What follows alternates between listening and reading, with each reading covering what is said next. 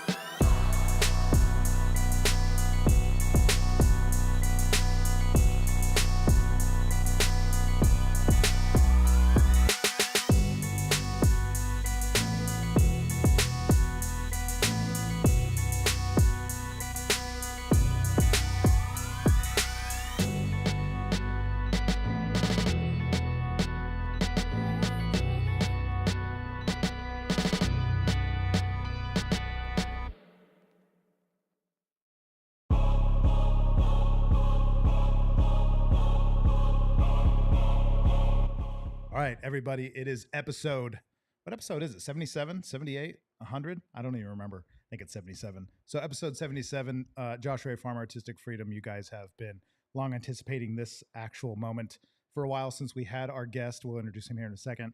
We had our guest on number, I think it was 55. So we're doing good. Number 55, now we're at 77. So Jeremy Micha DeVault joined us previously a while ago. If you guys haven't seen the episode, you guys can go back and watch it, of course. We covered a lot of ground. We went real deep into his combat experience as an Army veteran and a lot of his lifestyle sort of trials and tribulations, if you will. And this time we're going to get a little deeper into what some of that stuff looks like. So Jeremy has more than been welcome back by everybody who's watched before. And and by the way, 79. So there we go, not 77. I always screw it up. I need like a big whiteboard that says the number of my show so I remember. Yeah, and then I won't get it wrong. So thanks for getting it right. If you guys have questions, you guys know how the show goes. If you have questions and you want to ask them in the comments, do so. If they don't get answered, you want to ask twice, don't be afraid to do so. We do get pretty deep into these conversations, and it often turns into just that, conversation. So I respect you guys and, of course, Jeremy's time. So I want to try to see the comments, but at the same time, not interrupt anybody in the meantime. Also, if Jeremy has anything he sees that he wants to address, more than welcome to do it. So Jeremy, Micha DeVault, thanks for being back on with us. Appreciate you. Hey, thank you for having me. Honored to be here. I think a lot of veterans have a lot more experience than me, but I'm very honored to be able to portray to other people kind of the mindset it takes to enter combat as an infantryman. And I'm sure it's similar for any other job. You still have that question like, hey, am I going to get shot at as I land? You know, so we'll dive into all that stuff. A lot of it. So before the show, I was asking you like, hey, how should we open this? And you said it perfectly. We almost should have been recording then. But I said like, hey, what should we go over? And you kind of grazed over sort of the beginnings, like in high school and some of the stuff you learned and how you had to survive back then. Some of maybe the skills and tools that you learned back then, maybe bad behaviors, but then also how that translated into later on in your career as a combat veteran and being where you are today. And the man at the end, we'll get to the man, the myth, the legend behind the scenes, who you are today and how we've got there through those experiences. We'll do that. And also, by the way, agree to have a nice toast. So this is pretty cool, Jeremy. Thank you so very much. Thank you. And I didn't expect to have a glass, but I'm super, super proud to. Sometimes all you can do is cigar, but I didn't want to smoke you out of the room. Totally cool. Now you're making me look bad. I'm already done. Hey, you know what? I'm a slow dude. I'm a slow dude. Yeah, I take my time, and that's what she said. I got everybody's gonna be excited that I have the sound effects back up and running. I love them, so just bear with me. So let's start with that. What we were kind of going over before we started rolling, you were kind of talking about some childhood experiences leading you up to the experiences you were shoved into combat at a very young age, multiple times, 3 tours in Afghanistan, right? Iraq, sorry.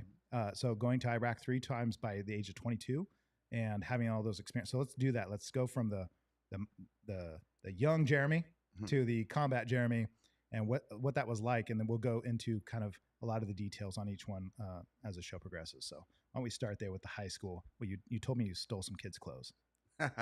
Yeah. So the combat mentality, I think, is already it could be taught, of course, but I think it's ingrained into people throughout a young age, or maybe as soon as they join, they start getting into this mentality, almost brainwashing type of thing, right? But yeah, let's go into my youth. You know, as I said, probably on 55, show 55, that we didn't have a lot of money growing up. I kind of grew up, you know, trailer park, kind of moved everywhere and things like that. So I had to learn to somehow hustle at a young age and provide for myself besides the roof, of course, until I was 17. Right. So how did I do that? Got in a lot of fights. A lot of trouble. I grew up in Madera. And so I was probably like 1 or 2 of the, you know, white kids in my class. Everyone thinks you're like the rich kid, right? So by 3rd, 4th grade, I'm already getting jumped in the bathroom, having to learn how to fight. My dad was a big fighter. He was locked up all the time. He's always fighting people, chasing people down. Like, I watched him do some wild things that I ended up probably almost ending up like, you know, right? Yeah. So how'd that happen? I got home in 4th grade, and I got beat up pretty good. My face is all jacked up. You know, you have light skin, you can't hide it, bro. It's there, you know. And I flipped and flopped from my mom's house and my dad's house. So I would think starting about 7th grade, I would live with my dad for a year, go with my mom for a year, live with my dad for a year. And so when I showed up in 4th grade all beat up, my dad said, "Put your hands up. You're gonna learn how to fight. You're not gonna come home like this again." So I didn't put my hands up, and what did he do? He popped me. Right. So right then and there, at a young age, I'm starting to learn somewhat of a combat mentality. Right, I have to defend myself now daily. I walked home miles to get home, miles to get to school, and so experiencing that and creating a lot of anger within me, to be honest with you. I had a lot of anger. I was always on the defense. And now fast forwarding, you know, I'm still, obviously, I honestly probably got suspended like every other week from elementary going to junior high. I was in a lot of trouble. My stepdad was a gardener, so I hated getting suspended because you know what I did all day? Do work. Pulled weeds all day, dude. With a black eye. All looking, no shame there, no shame.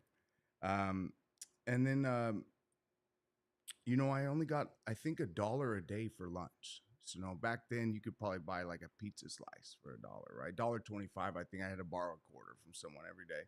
And my friends were really good to me, man. I would say their parents were really good for me. I don't know if they felt sorry for me or whatever, but probably they always fed me. They always saw you picking weeds with black eyes, and they're like, "Gosh, give this kid throw him a bone." Eating the food out of the trash can. Nah, it wasn't that bad.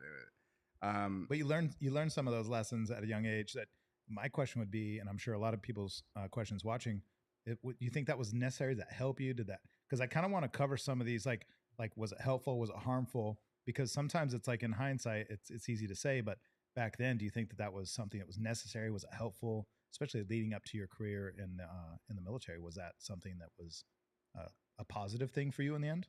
Now, leading up to the military, positive, right?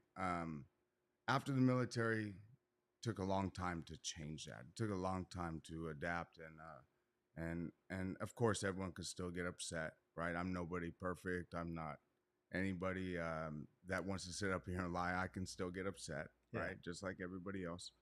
But the main thing is turning this combat mentality into my job. And then how do I make this combat mentality work for me now? And I think a lot of veterans can utilize this. And so now we fast forward to high school. I got to hustle to make money, right? My mom would always try to give me hand-me-downs, right? But my brother had a different style than me, man. I went through like 20 phases growing up. I was emo, I was gangster, I was like Gardner. athlete. Emo gangster, wearing Gardner. the farmer hat. Yeah, you know? I want to see this photo. And so how did I do that? Me and my friends kind of got really smart trying to hustle. So what we do, Madera High, they have multiple soda machines, right? So I'd get this paper, roll it all up, and I'd shove it into where the change drops out. And I'd shove it high to where no one can reach it and just pull it. By the end of the day, dude, you'd make money from all them soda machines. I mean, $100, $150 a day. Wow. We were making. I hope nobody takes advice from this, but that's a great idea. Yeah, not that one. That's a really good idea. No one's getting their change but me. And again, you know, I didn't like my brother's clothes. He wore like orange pants, dude. I'm not wearing orange pants, corduroys, right? So, when I moved to Clovis High, obviously Clovis to Madera, you know, Madera has its people that are well off, but Clovis definitely has people that are well off. So this is kind of embarrassing a little bit, but I'm going to say it anyways. I would be wearing shoes that are 2 sizes too big for me. I'd be wearing a size that's small for me. I'd be wearing shirts because how I would find my new clothes is I would go into the locker room after the school closes after practice, and I would take the clothes. And that would be my way to getting new clothes. As you know, I'd wash them, and thankfully no one called me out like, "Hey, dude, that's my shoes." I would say, "Nah, bro." Yeah, no. No, they fit me perfectly. Look. Yep. But that's that hustle mentality. Like, hey, don't feel sorry for me. I'm gonna come up any way I can. And it taught me that. And I did that in numerous ways to find money, to find clothes, anything I needed. Yeah, I kind of would, you know, go into stores, and if I can afford it, I'd slip it in my pocket. Obviously, don't do that, please. Yeah. We're not condoning any theft or anything illegal at all. No way. No. But I had to make it through, and it's kind of embarrassing when all your friends from Clovis have to get to go out and do things. They have this money to perform, and I don't. Yeah. Right. So my family, my friends' families blessed me. I mean, I can't say it enough. They already knew when I was coming. I'm eating their whole fridge, dude. Like, and they were cool with it. So I'm blessed for that. Yeah. And then of course, now let's fast forward to getting into the Army, right? Actually, to get into the Army, one of the recruiters actually, I don't know if I said this in episode 55, he bunkered me down for a few weeks so I could get clean. Oh, wow. I couldn't get clean. One of my friends kind of dragged me into the recruiter's office saying, "Hey, this guy, he's an athlete. He could do well, but he's into some bad things, but we need to somehow get him off drugs." And at that time, it was hard drugs already. And how old were you? I was 18. So I was actually playing for Fresno City College basketball as a walk-on. Shout out to Alex Hansen, by the way, you know, beast. And so I played there. I've noticed I'm sitting on the bench. I notice I'm not going anywhere. I'm starting to get in major trouble now. I'm on my own in Fresno. Going from Madera, Fresno's Los Angeles, right? Right.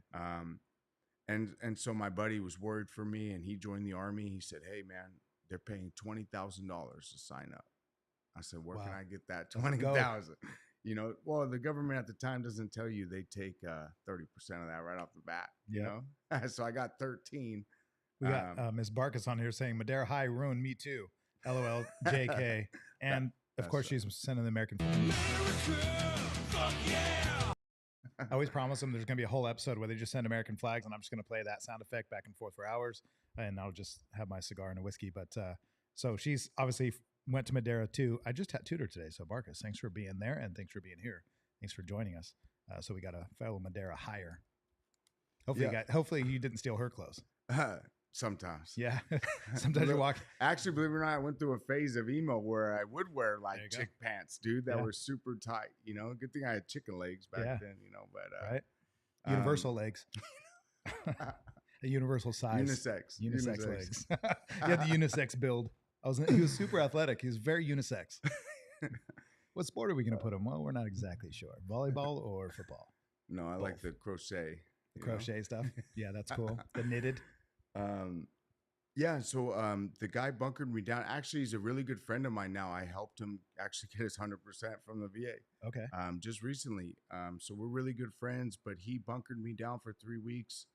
He was going through some problems, so he didn't mind staying there all night and all day, and he did for me. So I really want to appreciate everyone that stuck their hand out for me, you know, because I wouldn't be here today without certain people sticking their hand out for me. It sounds to me like even with last episode, the first one you were on, we went over a lot of that stuff. And one thing that stood out to me speaking to you, because you coming to the show was actually the first time we met in person and ever really talked. So really technically, really the most conversation we've had is on the other side of a microphone, which what's fun for me about that is that I'm kind of having the same kind of conversation that they're having with you in that sense. Like I'm getting to know you and getting to learn some of these things about you at the same time they are. So a lot of this is new to me too. But what stood out to me the last time we had that conversation, like you pointing out people that were there for you and that sort of like a community, it almost seems like there's a community over time that was part of your life that's helped you get to where you are today. And you're kind of touching on it again. And I think that was one of the things that stood out to me the most.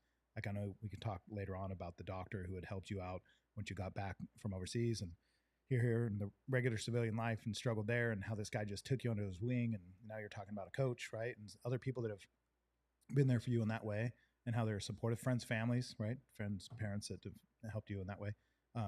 Without all that, I would assume you would just say, of course, like it's not possible to be who you are today, right? Like that's a big deal. For sure. What do you have to say about that? Like specifically about just having that sort of community around you? I would say I'm lucky. I'm lucky to have meet the right people that just, I don't know if they feel sorry for me. It doesn't matter really. And actually after I got home from the Army, I took a break from like social media. I didn't have anything until like 2 years ago. So no one knew what happened to me. I'm sure everyone wrote me off, including my coaches. They're my friends now on there, but I'm sure they heard what was going on with me. But honestly, I just want to tell them thank you. When I get out of the Army, I went by their houses and said thank you because I don't really talk to my friends from high school. Really, we kind of all went our different ways. But I made sure to go back to the house and say thank you. Very cool. To the parents. So, and it seems to me like you're like again, what stands out to me in meeting you is that you are very grateful for that. Like that's something you always make a point not to just bring out, but you can tell that you're sincere in it. And I think for me, what's nice about that is just I don't hear that a lot when I speak with somebody about their life experiences. It's not really something that gets pointed out a lot that somebody has had this community or this group of people or friends, families, or a coach or whoever it may be, a doctor coming to the rescue in a sense, that people don't point that out. So I don't know if it's common that people receive that kind of support, or I don't know if it's common that they recognize that source. I don't know. I'm not here to judge that, but it's just really cool for me, even though obviously we all have to go through our own shit, but it's really cool to hear somebody not only grateful about that, but also somebody who get to experience that too and having that community around them. So yeah, we'll probably get more into that too as soon as we get into more of the military stuff. So getting out of school, leaving school and talking about, getting into the military part of it. There's a lot of the stuff that helped you, but it sounds like at first harmed you by getting into a little bit of trouble before you got to the military, which then signing up and saying, hey, like there's things you can do to like maybe not make your life such a shambled mess. So a lot of times it is exactly that, like road bumps, speed bumps, sometimes just brick walls in front of you to keep you from your path, and then you just overcome them and keep going. So that's kind of where you were speaking about now. Yeah. And so now I'm going to really get into combat mentality because in reality, that's the Army made me learn that, right? Mm-hmm. Even though I can look back now and say my childhood helped develop that, but the Army really taught it, right? So let's get into that. Yeah, all right. Absolutely. This is going to get a little. A lot of people don't talk about their personal experiences. I don't mind. I'm sorry for the people. I'm not going to mention no names, but you know who you are. I'm sure my drill sergeants aren't watching this, right? Hopefully. Well, you never know. Maybe one day. So let's get into it. as soon as I left for basic training, obviously, my mother cried, told me, don't go, don't do this. A lot of my friends told me, don't go, don't do this. Um, but when I left, this is my first time ever getting on a plane, man. Like I never been on a plane. Um, I've never flown out of the state, never left really Madera, Fresno type of area of the valley, right? Um, I'm scared, man. I'm nervous, right? And to be honest with you, I don't even know what my job is right now. Right.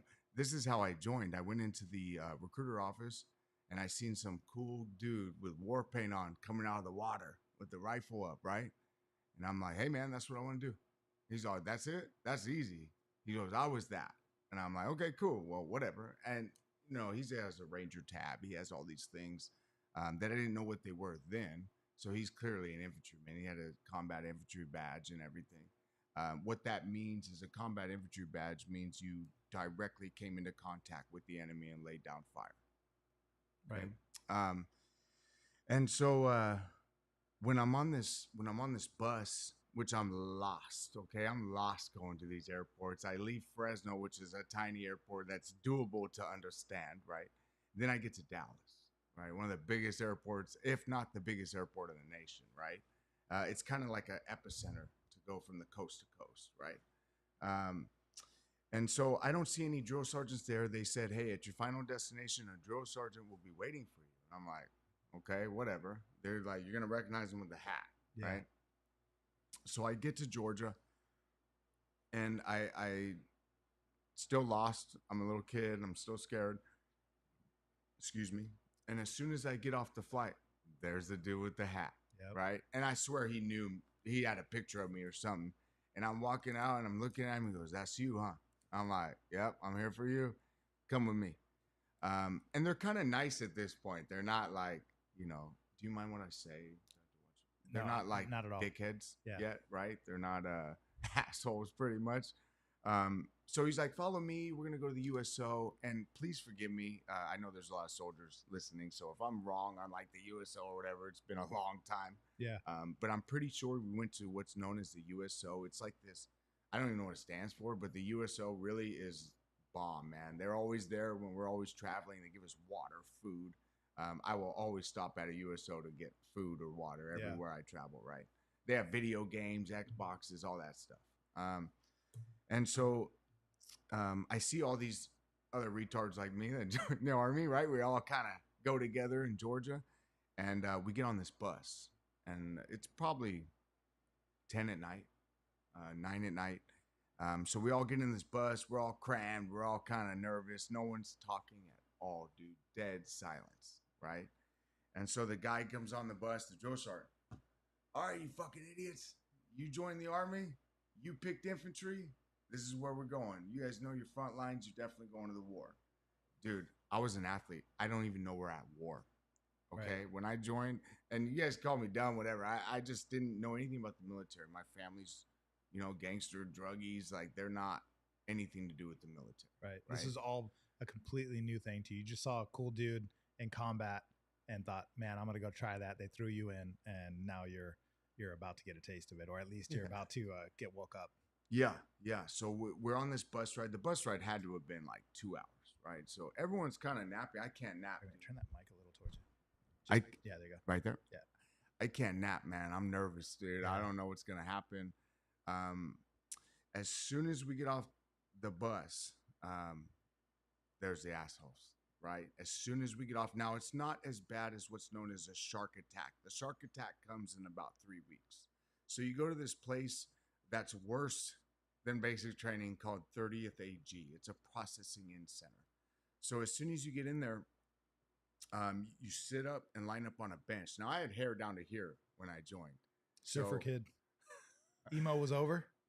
No. So I definitely got called Sunshine, right? That was my name the rest of the time. Look at this.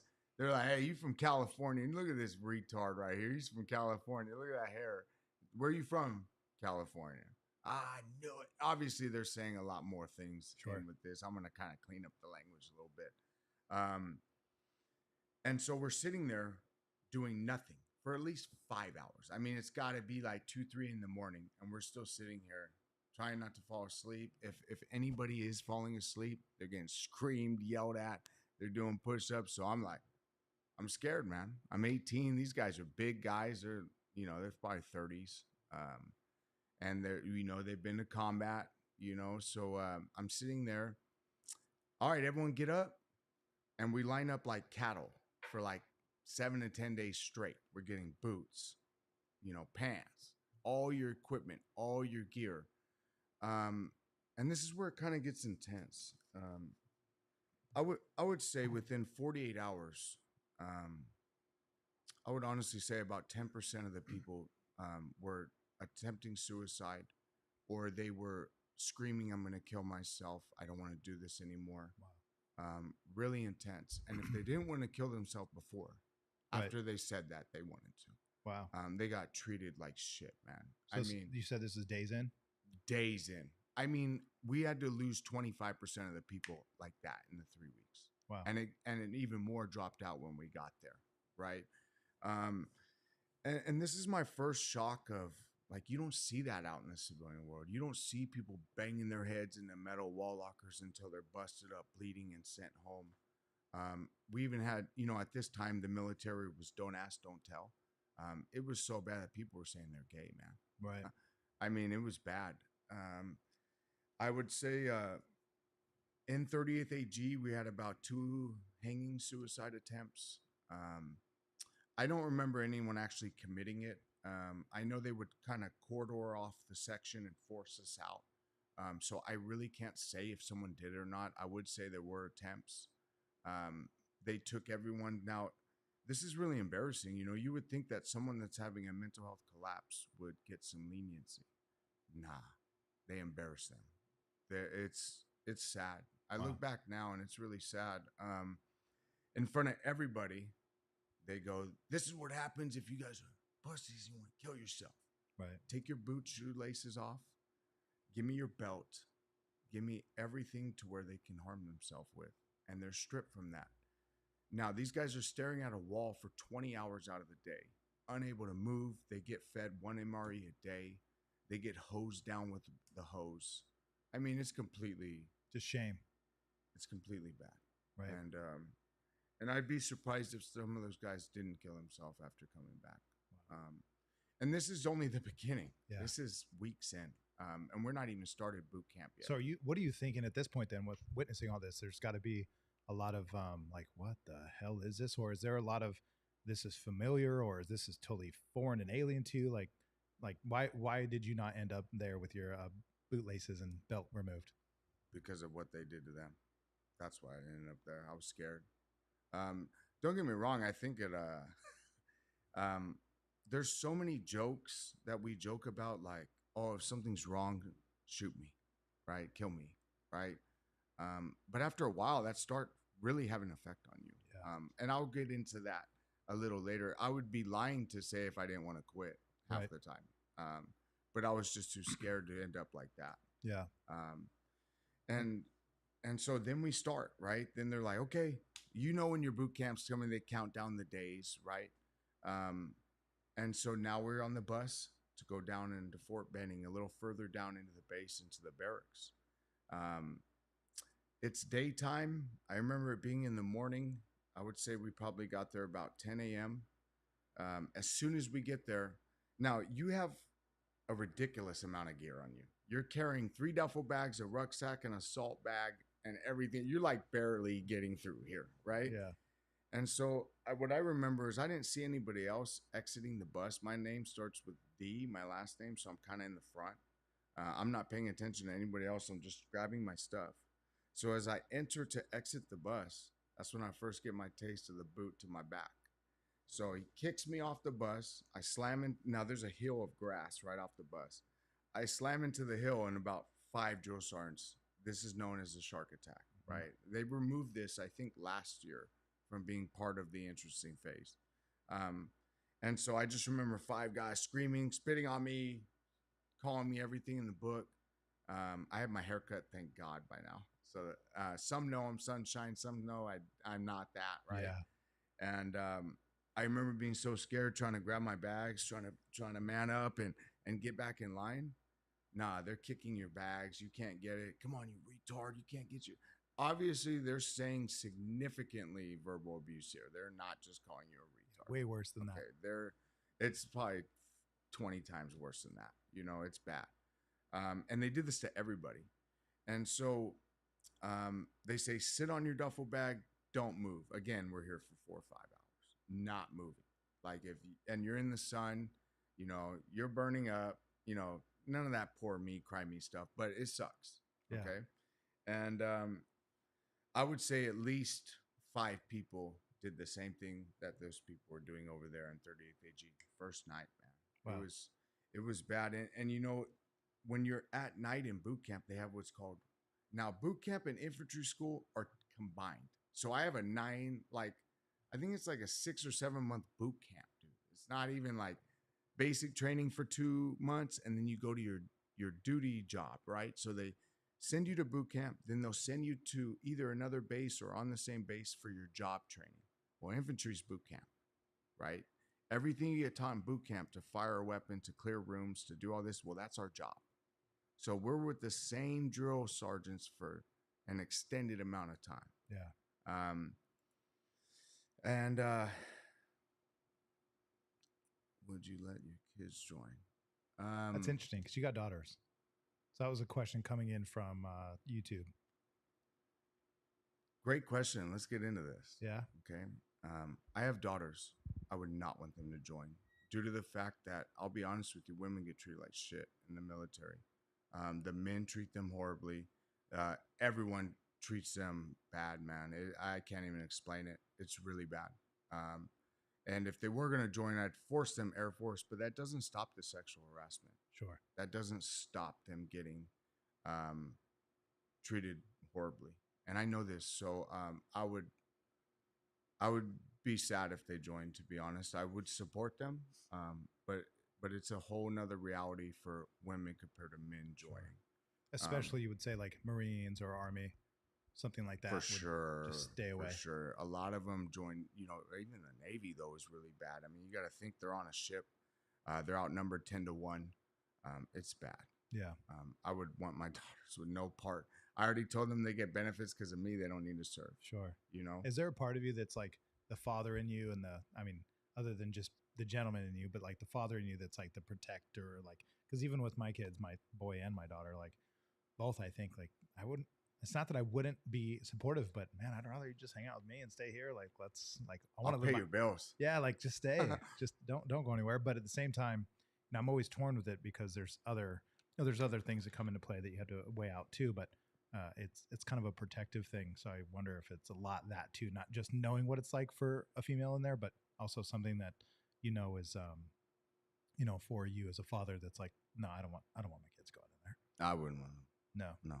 Even a son, because honestly, you know the effects that it happens. I don't care what job you have effects from the job. Let's see. Jake saying, I remember my first day of boot camp, USAF, and basic training was the best time I ever had. Jake is actually my cousin too, by the way. Okay. Well, that's cool. Yeah. Some people have different experiences, you know, and that's great. But I just have a different experience. Yeah. And I can only speak for my job. I need to take a break. Yeah, absolutely. Yeah, come to me. So what's interesting about Jake being on here is that, and Jake, you can totally chime in, but Jeremy actually reminds me a lot of my cousin Luke, which is Jake's brother. So it's very interesting to have him on here. So Jeremy's going to take a quick break, but I'm going to read. Bubba, was there any questions on here that were coming through? I think we answered it. Yeah. Okay. Go back down to the end. So Audra, thanks for being on here. I just tattooed. It's cool to see people I tattooed like this week on the actual live stream. It's kind of fun. She's saying, do you know if the process is different now when it comes to people during basic training? We could talk about that at a different time when Jeremy's back. But let's see here. So Audra's on here, Jake, Natalie, Brody. Scroll up, Bubba. I want to see who else is watching. Of course, you guys always thank you for being on here.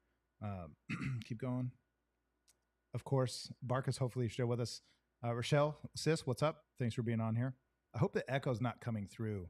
If you guys hear an echo, because we've been trying to test this out for like the last, I don't know, couple of days, If you hear an echo, let me know, or if the audio is just sounding nice and crisp, because we hear an echo on our end, but hopefully you don't on your end.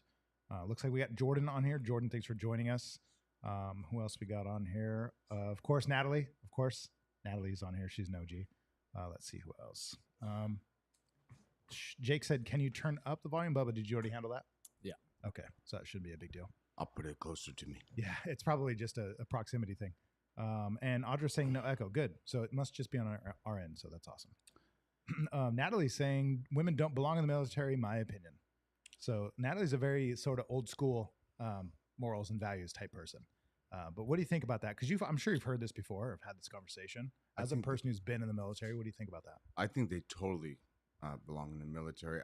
Me personally, I feel like they, like, let's say, for example, I know women now can go infantry, right? I just highly disagree with them being with the men. Right.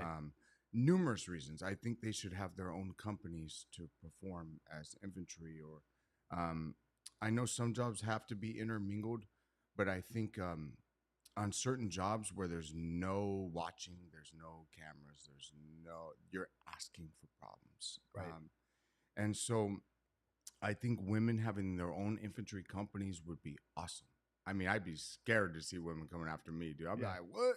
You know? Yeah. And hey, America has some beast women. Better watch out. Yeah. You know?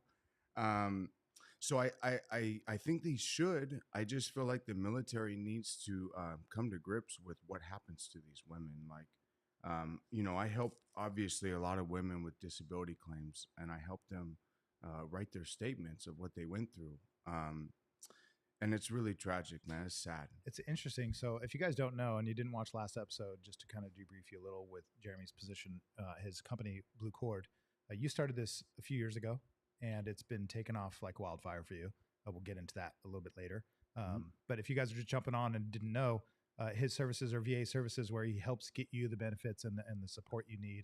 And because he's somebody who obviously has been through this and is familiar with it, he's more than qualified to be in this position, helping people, and more than qualified because you are genuinely a caring person. I think it's obvious to tell for anybody watching or listening, especially me meeting you, that you have a first position, you have a really good, clear view on what it's like for people's individual experiences. So you're not just talking about your experiences in the military from your military point of view. You're also talking about a lot from the position of helping people through VA services, through getting them the support and the services they need. So coming from that position probably paints a totally different picture and gives you an insight that a lot of people don't have in regards to how women are treated, some of the stuff that veterans in general have to go through. So that's very interesting. So if you guys didn't know, Blue Cord is his business. We'll go more into that hopefully towards the end. But with you talking about that sort of position in regards to women in training and women in infantry, I've always said the same thing. Like, I don't think there's anything wrong with women being in the military. There's always been women in military. There's always a female presence that's necessary, whether it's literally nurses which I think is a lot of times probably a better caretaker for you than a man would be. I would prefer a room of nurses who give a shit than a bunch of dudes, a bunch of jarheads or a bunch of meatheads in there. I agree. I'd way rather have the females, but then there's also plenty of other things. So I think it's interesting that you would say that. In your experience with helping a lot of these veterans, let's say female specifically, female veterans, is there something significantly different that you're willing to, of course, with respect to them, but in terms of their cases that you're able to help them with that maybe people wouldn't, that would be surprising that they have to deal with, or the things that they maybe obstacles they have to overcome that you help them with through your services? I do actually. Women are eligible for this special compensation that no one knows about. Some people don't even know. Some people know it's for the men, but 99% of people don't know it's for the women too. Interesting. So there's special comps. There's different disabilities they can file for. Obviously, men can file for it too. But to be honest, I don't want to throw men in this category because I think the women by far have it way worse. So interesting. I'm going to leave the men out of this. But yeah, they can file for certain disabilities because of that harassment. And, the great thing is with that is a lot of times the VA is like, oh, give me evidence, do this, do that. They kind of pump the brakes with those types of incidents because they know they occur. Mm-hmm. And they know when they say something, they get retaliated or murdered. Like we've been seeing that happen, right? these women are denying these soldiers, and they're getting murdered. Wow. Like that's what happened with I don't want to say names out here, but that Sure. Kian lady a couple years ago. I mean, it's just insane, and everyone hides it. Like, because why? Because the captain, if he starts having so many issues in his own company, he loses his company. Sure. So policy, procedure, and I think biases are massively counting against them. Like, Interesting. um, Like, is there something you would say? What stands out the most, just out to sort of, just, I guess, ease my curiosity? Is there something very specific that you could think of that's like when women deal with it, it's pretty much like secluded to just the female experience within the military, that like they always deal with this thing. Like this is always like just expected in regards to physical, mental, or emotional, whatever it may be that you help them with? yeah, any form of sexual harassment, comments. Um, you know, I've had a soldier come to me that she got her body done because of these comments. Wow. You know what I mean? Like, they derail her so much that she got her body done. Interesting. That's significant. Like, you got to think, body dysmorphia is a real thing. Like, and if all these, excuse my language, the idiot guys that can't keep their comments to themselves, oh, you got a flat ass, like, you can't even see it through the uniform, like. But Yeah. those are these comments that they'll hear all throughout. Even if they do have one, it's probably even worse. Yeah. It's so they do deal with that. And please, if you have dealt with that, you need to get paid for that. And you don't have to go through me. You can go through wherever you want, but I will say you need to get paid for that. And I do want to get to Audra's question. Yeah. I know that's been there for a little while. Yeah, let's get to that. Do you know if that process is different now when it comes to, with everything being so different now when it comes to feelings? Now, they can say, oh, we do this differently now. I don't believe it, to be honest with you. I don't believe in their dog and pony show. I would be shocked if they treat it better, as sad as that sounds. Yeah. I would be shocked. They hide everything from the public. Sure. They're going to make it seem like it's not so bad because they need women recruits. Yeah. So they want to make it, obtainable for them, or make them want to do it, and if you have all these negative things, they're not going to want to do it. Let me ask you this then, with your experience on the end of, being young and coming into basic training and joining the military, eventually, touring overseas, and then now coming back, dealing with some of the things you've dealt with, and, and returning to civilian life, starting your own business and trying to help these people, probably, obviously, because you needed the help and you just want to pay that forward. And so you started your own business to do that. I guess what would be interesting to me is, like, in regards to that, like, what would you say to young people, knowing maybe it's not changed, that this is how it works? Like, what would be something you would tell, whether it's a young male or female, young person going into the military, would be some advice that you would give them in regards to this exactly? Because this is a big deal. A lot of people don't want to talk about things that, a lot of us aren't qualified to speak on because it's not a personal experience necessarily. But I think everybody's been touched by this to some degree. I would actually say probably most people we've ever met have had some level of experience with something like this. So her question directly is, do you know if that process is different now when it comes to suicidal people during basic training? So what would you say to somebody entering, let's say, just today? Like, what would be something you would, like your younger self, or some of those kids that you saw struggle when you went into basic training, what would be something you would say, or advice, or something you could give them?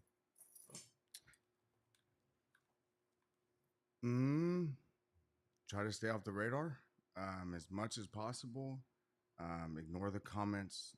Don't make it known you don't like them. Yeah, and that's sad, right? Mm-hmm. That's sad, but that's what they have to do, and that's the problem, And unfortunately, I don't trust that they've changed at all. Right. So what I would say to do is do your research before you join. Pick a job where there's women in, or more women in. Pick a job that's, if you're female, looking to work. Right. Correct. And if it's going to be transferable when you get out. I always tell people, infantry is not transferable. Like, you can go become a law enforcement officer. You can go do all these things, but now they have mental health checks too. Sure. Right. So in reality, even for myself, I wish I would have picked a job that would be transferable. right? Like a mechanic. Yeah, IT, computers, maybe jets. I mean, you can go to NAS Lemoore right here down the street and be a contractor washing jets and Right. get paid $36 an hour. Right. You I have know? some friends that do this with helicopters, Yeah, and they get paid really well. yeah, very Some well. some didn't even serve in the military. They're just helicopter pilots, and they love it. They do really well for themselves. So you're saying to these young, what do you call them? I don't know what the right word would be. Like not cadets, but like these young people coming into the military. Recruits. Recruits. Okay. Yeah, recruits. Sorry. So these young recruits, like it's kind of like going into college, I guess, in a way. Don't go to college unless you have an idea for what you want to do, I guess is probably good advice. If you're going to college, you should probably know what you're going there for. Otherwise, it's probably not the best place to learn about stuff. The real world will teach you more about that. But when it goes into being a recruit, it sounds like the best way to go about it is like at least have an idea, have some sort of objective of something you want to learn or something you're interested in. Like even my daughter's was super into music, and she's currently in band for Fresno State. So she, right out of high school, right into college, still wanted to maintain this musical presence in her college studies and stuff. So I even told her the same thing, and she found out that through I think the National Guard and even the Army that they have plenty of positions for people in the musical, which you don't really think about, but they have band, they have people that do music. There's all kinds of positions you can fulfill there. So there's always things you could go if you have an objective or some sort of direction, some sort of skill, transferable skill you're talking about would be good advice. I think that's pretty solid, especially for new recruits. What would you say though for these people? Let's say they got that. They say, look, I'm a mechanic. I really want to get into mechanics, or I'm just really interested in this, or electrical, or whatever it may be. I want to get into the military. I'm going to join with this being a objective that I'd like to pursue. But at the same time, mentally and emotionally, they're struggling with the experience they're having, right? Because I've heard a lot of people say that boot camp was a breeze. I've heard people say things even about, like Navy SEAL training, like going through like buds and stuff is like a breeze. And then I've heard other people say, man, it was like the hardest thing I've ever experienced. And I've had people say the same thing about boot camp. I've had people say the same thing about, how they enter and different opinions, right? Everybody has different experiences, like you said. So let's say specifically the kid who's going in, maybe they weren't, maybe they didn't have quite the upbringing you did. Who knows what their upbringing may be? Maybe it was pretty cush. Maybe they were one of these Clovis kids that you took their clothes from and whose parents fed you.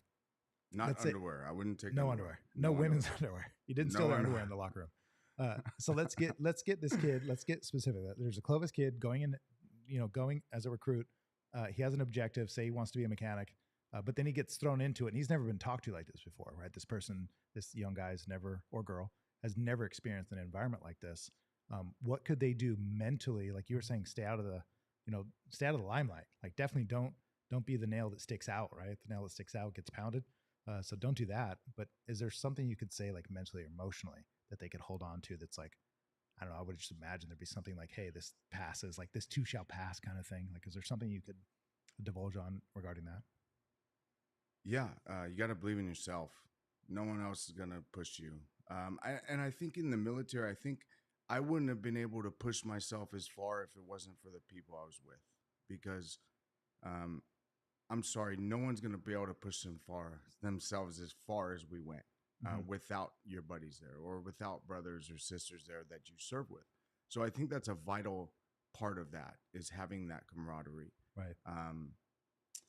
I'm sorry, what was the question? So in regards to like somebody, let's say coming in infantry, they know what they want to do. They didn't come from the kind of background you did. Maybe they're a little more cush, and they wanted to deal with some of those mental problems that were coming up. And like you said, the team thing, I think, is probably a great answer. Like I would imagine that would be it. The camaraderie, like leaning on each other, building some sort of, ecosystem of people that can support you. It sounds to me like that would be, and you've pointed out many times that that's super important. Yeah. Interesting.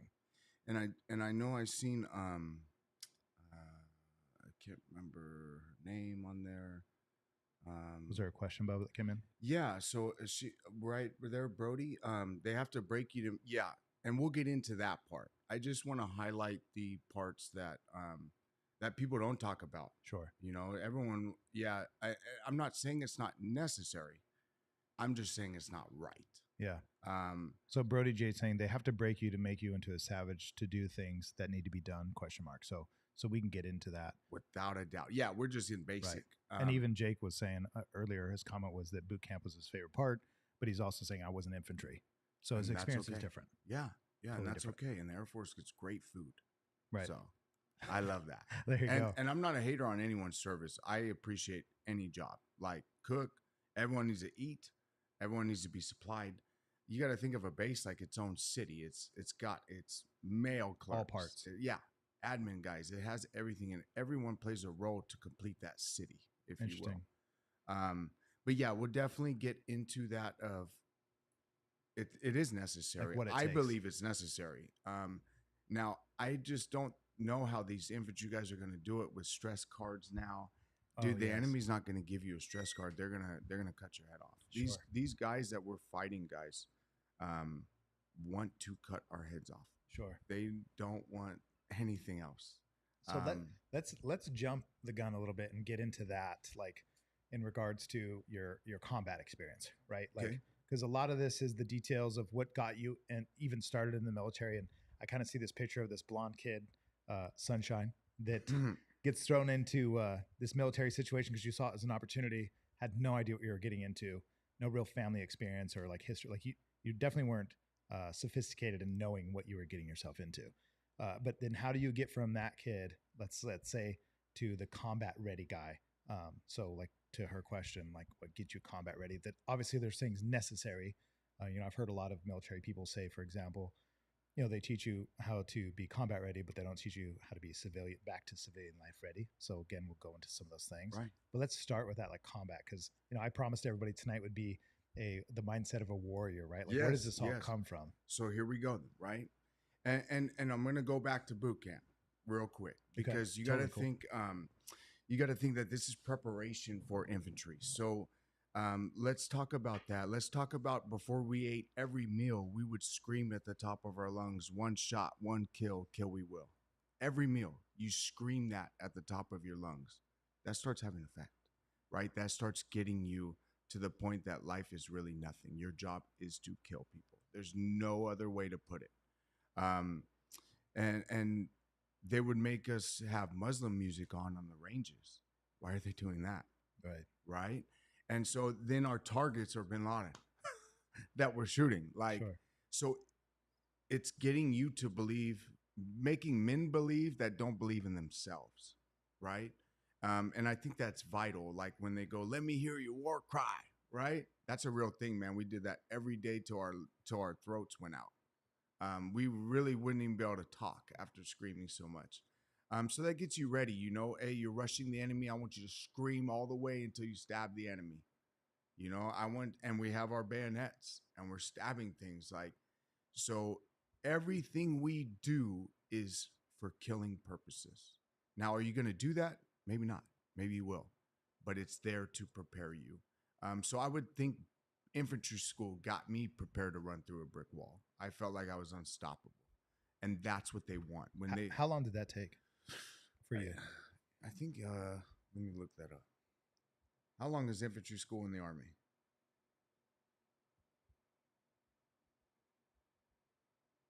I would imagine that if it was 22 weeks. 22 weeks. 22 weeks. Of this type of training. Day in, day out. You got to think at night, they're waking you up with blank firing gun rounds, and you got to get in your fighting position. You got to run down. You got to get dressed. You're always ready. They're always having mortars or alarms going off. But this is getting you prepped. That's getting the heart going. It's getting it down. It's getting everything they do is necessary, Brody. Right. But it's not right. Yeah. It's not right, but it's necessary. You sleeping in a foxhole for 2-3 weeks at a time, getting rained on, poured on, snowed on. You got to sit there and you got to sit with it. So it looks cool in the movies. It sucks ass in real life. I'm going to tell you that right now. It sucks. Everyone wants to say, oh, it was cool. No, it sucked, dude. Don't say it sucked. Right. Right. So now let's get into combat. So when they were calling out our names in basic training, when we're graduating, they say, hey, DeVault, first one to Iraq. And I thought he was lying to me, right? Because this drill sergeant was from LA. So he always gave me shit being from Fresno. No one knows what Madera is, right? Yeah. So I say I'm from Fresno. And he goes, DeVault, you going to Mosul, Iraq? And I'm like, what? You know, I said, you're lying. And he's all, give me 100 push-ups and then come look at the list. Sure enough, my unit was deploying to Iraq. Wow. 3 months.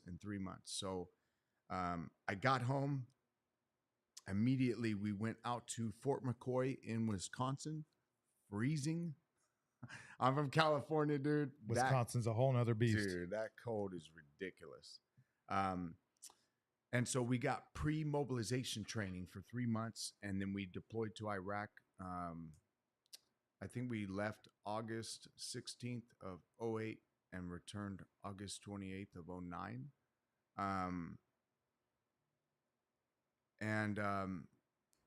Sorry, I had a blank there. Totally cool. So let's go through. I'm going to take you guys through the plane ride. Even the plane ride there, I thought I was going to die, dude. Yeah. So this is when the iPod first came out. I remember the iPods.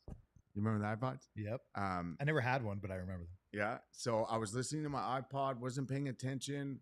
Dude, I'm 18, dude. I think I'm gonna land and get shot at right away. I am wide awake, dude. I'm scared, right? I don't care what anyone says. I was scared, dude. And so I'm getting in the plane, or we're in the plane, and the pilot goes off. But I have my ear pods in, so I don't hear nothing. I hear him start speaking, and by the time I take it off, he's done. So I look at my good friend and I go, what'd I miss? You'll be fine. Don't worry about it, right?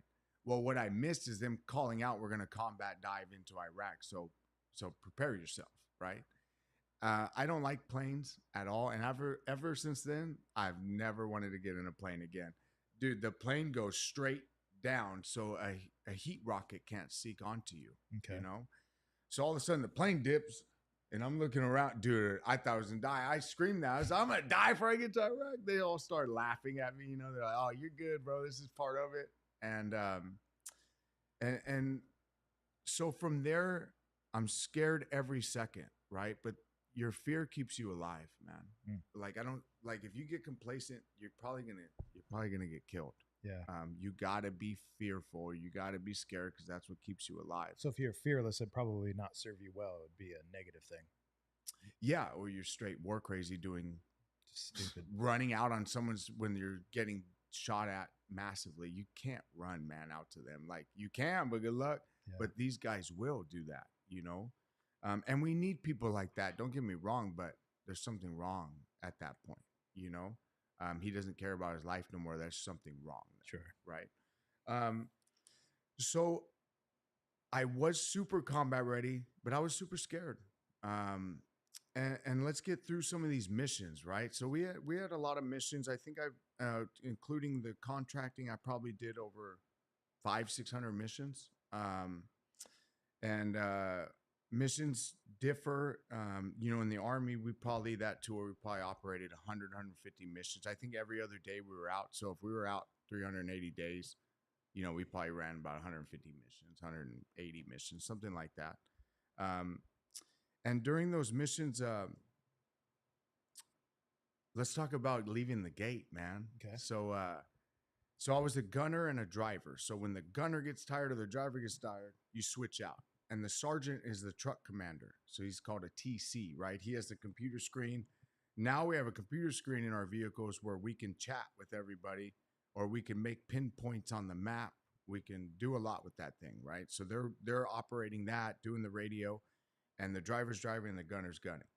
And I remember, so you got to test fire your weapons before you leave the base, make sure everything's operating right, because you don't want it to jam at the worst time, right? So I'm getting this feeling, man, like my heart's just racing, dude. We're about to leave the gate. You see the gate opening and you see the city, man. You're leaving United States base, man. You're out there with the enemy, right? And this is your first experience. First mission. Yeah, first mission. And I just remember the gate opening and closing, and I was praying to God, man. I said, hey, man, like, I don't know why I'm here. I don't know why I joined the Army, but please keep me safe, you know. I don't really talk about this much. I just flashed back to my family and hoping I wouldn't die, man. You know your job, man. You know what it is, and you know that you're probably going to come in contact with the enemy. You just don't know when, right? Anyway, so all these things build your confidence, though. As scary as it is, it builds your confidence up, Over right? time. Yeah, yeah. So let's run through a couple missions. I'm not going to mention any names. I'm not going to mention any details of where I Specifics, yeah. was. That's just for privacy for my buddies that are probably watching this. But let's go through some missions. I know that's what you guys want to hear about. So I don't know the dates. I can't remember the dates. I'm going to go through the worst one first. So I was in what's known, if you guys want to Google this, does he think Biden is president? Nah, Trump's president. Nah, I'm just playing. Biden's president, bro. We're not delusional. We might be a little jacked Hey, up. I served under Obama. I mean, Yeah. whatever. Yep. You know what I mean? Right. I just love the U.S. I don't care who's president, man. Sure. The president doesn't, I mean, they might represent parts of it, but the president is not the United States of America. The president's the people. puppet. We're the United States of America. You know, the president isn't even making decisions. He can only make executive decisions, Right. meaning that only lasts for his term. Sure. You know, so really it's kind of like ineffective. But Right. that's besides the point. Sure. Okay, so we went on this mission. And you know, you have a lot of kids coming up to your vehicle, right? Because prior missions probably gave them something in the past, food, water, anything, right? You feel really bad for these kids, man. I've never seen poverty like this. These guys are living in mud houses with no doors, no windows. The kids have no shoes. They have holes. Some of them have half shirts. I don't even know where they get water, dude. Like they have this, Right. they have these villages set up, and I have no idea how they get water. I don't know how they go to the bathroom. They obviously dig a hole. I mean, Yeah. it's sad, dude. It's not like here. Like poverty here is rich out there. Sure. Poverty and- here is still obese and, you know, Netflix and chill. And I love to do that too. Sure. But we're going through this, you know, you got to keep the kids away though at some point, right? It can get scary, man. These kids can do anything to you at any second, man. Actually, we had a kid throw a grenade at us, right? Wow. So this stuff happens, but so you got to kind of scare them off, I would say a little bit. Well, I was in what's known as an armored security vehicle. It's an infantry vehicle. It's an off-road vehicle. So we would be the one to detach from the gun convoy and go chase someone or go check something out. The Humvees can't really go through they can, but they're not as effective as the ASV. And then the MRAPs are this big old bus. That's definitely not going off-road. So we'd get sent. We got this call on the radio. Hey, a kid is down. We need help. So I'm in the second gun truck. There's a first gun truck. I'm always in the second, right? So we can always break off wherever we need to. And there's usually an ASV in the back portion of the mission as well. But I think one of our ASVs was down and we were down to one. So we had to detach and go. This Humvee ended up being the last vehicle. So he's the last vehicle out of everybody. Sometimes we would go convoys where we protect these trucks, big semis, and we got to get them to point A to point B. And that's what this mission was. So there's a lot of gun trucks. I would say there's like 70 vehicles in this convoy, right? And we have 8 or 9 gun trucks per convoy. So every 5-6 vehicles is a gun truck, right? So we detach, and I remember pulling up. I was a driver during this mission. I remember pulling up and seeing this kid in the middle of the road and no movement. As I get closer, you know, half his head is bashed in, dude. Like he got hit by the Humvee. And that armor is no joke, dude. If you barely tap your head on that armor, you are getting hurt, dude. So I don't know. I still don't know if the kid ever survived. From seeing that, I would assume that if he did, he's a vegetable. His head was smashed in really bad. So I remember doing that, but I remember all the village like rushing us, dude. And that's when it gets real scary, dude, because you just, someone out there in that crowd is the parents, you know? And if that was my kid, I'm coming in hot, dude. Right. So we secured the area, pushed them all back, called the ambulance, got him into an ambulance, into a hospital. I think the scariest part was having to go back to that village, man. The U.S. knew that we got investigated for this, by the way. The United States knew we made a mistake, and we had to go give the parents a check, man. I don't know the amount of the check. I'm a private dude. They don't tell me shit. Yeah. I'm just like, here, you're going here doing this. Okay, whatever. So I didn't get out of the vehicle. I didn't give the check. Our captain and first sergeant gave the check to the parents. So I would assume something really bad happened to the kid. Yeah. You know, and thank God we didn't get attacked. I thought we were for sure getting attacked that day because they knew we were coming. We told them, you know, like, what if we show up and they're not home? Like, they got to be home, you know? So I would assume they had notification that we were coming, especially with all of our top brass or top ranking guys coming with us. I don't know whatever happened with that, man. I just left it at that, and we continued on. That was actually not far into our tour. That was like a month or two into the tour. Was that shocking to you, to that whole experience? I mean, I would assume, but what was that experience like for you personally when you're there and you experience something like that? I mean, there's lots of stuff I'm sure going through your head. Yeah, I always have nightmares of the kid. Really? All the time. So I don't really know whatever happened to him. You know, I feel bad for the kid. I feel bad for the whole situation. I feel bad for our soldier that lives with that guilt. This is the stuff that you don't prepare for. You don't prepare for a kid. You know what I mean? You don't prepare for a woman. You prepare for a military enemy.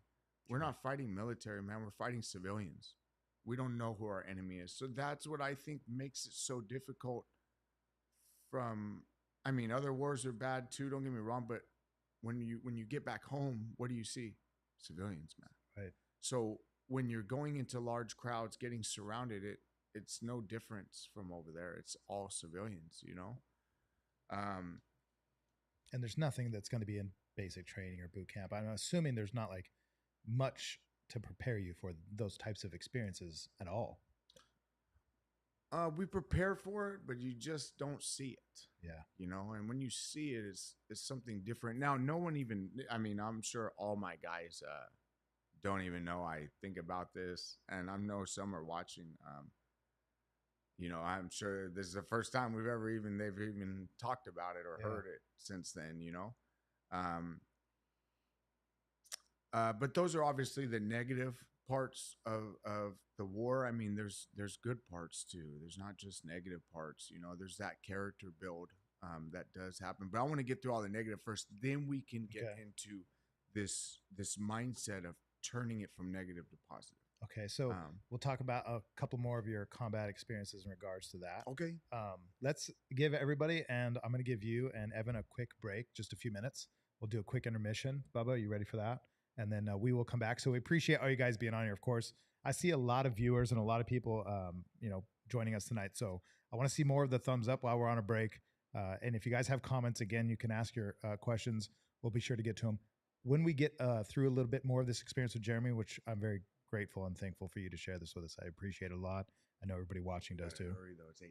Yeah. Okay, I got you. So I want to take a quick break, but we'll get through some of that, and then we'll do the Q&A and kind of address people directly, which I think would be a lot of fun too, and we'll get some of your combat experience. So we'll go into intermission. We'll be back. You guys don't go anywhere. Give us the thumbs up if you haven't already. We're going to kick you off. So take a quick break, and we will be back with you shortly.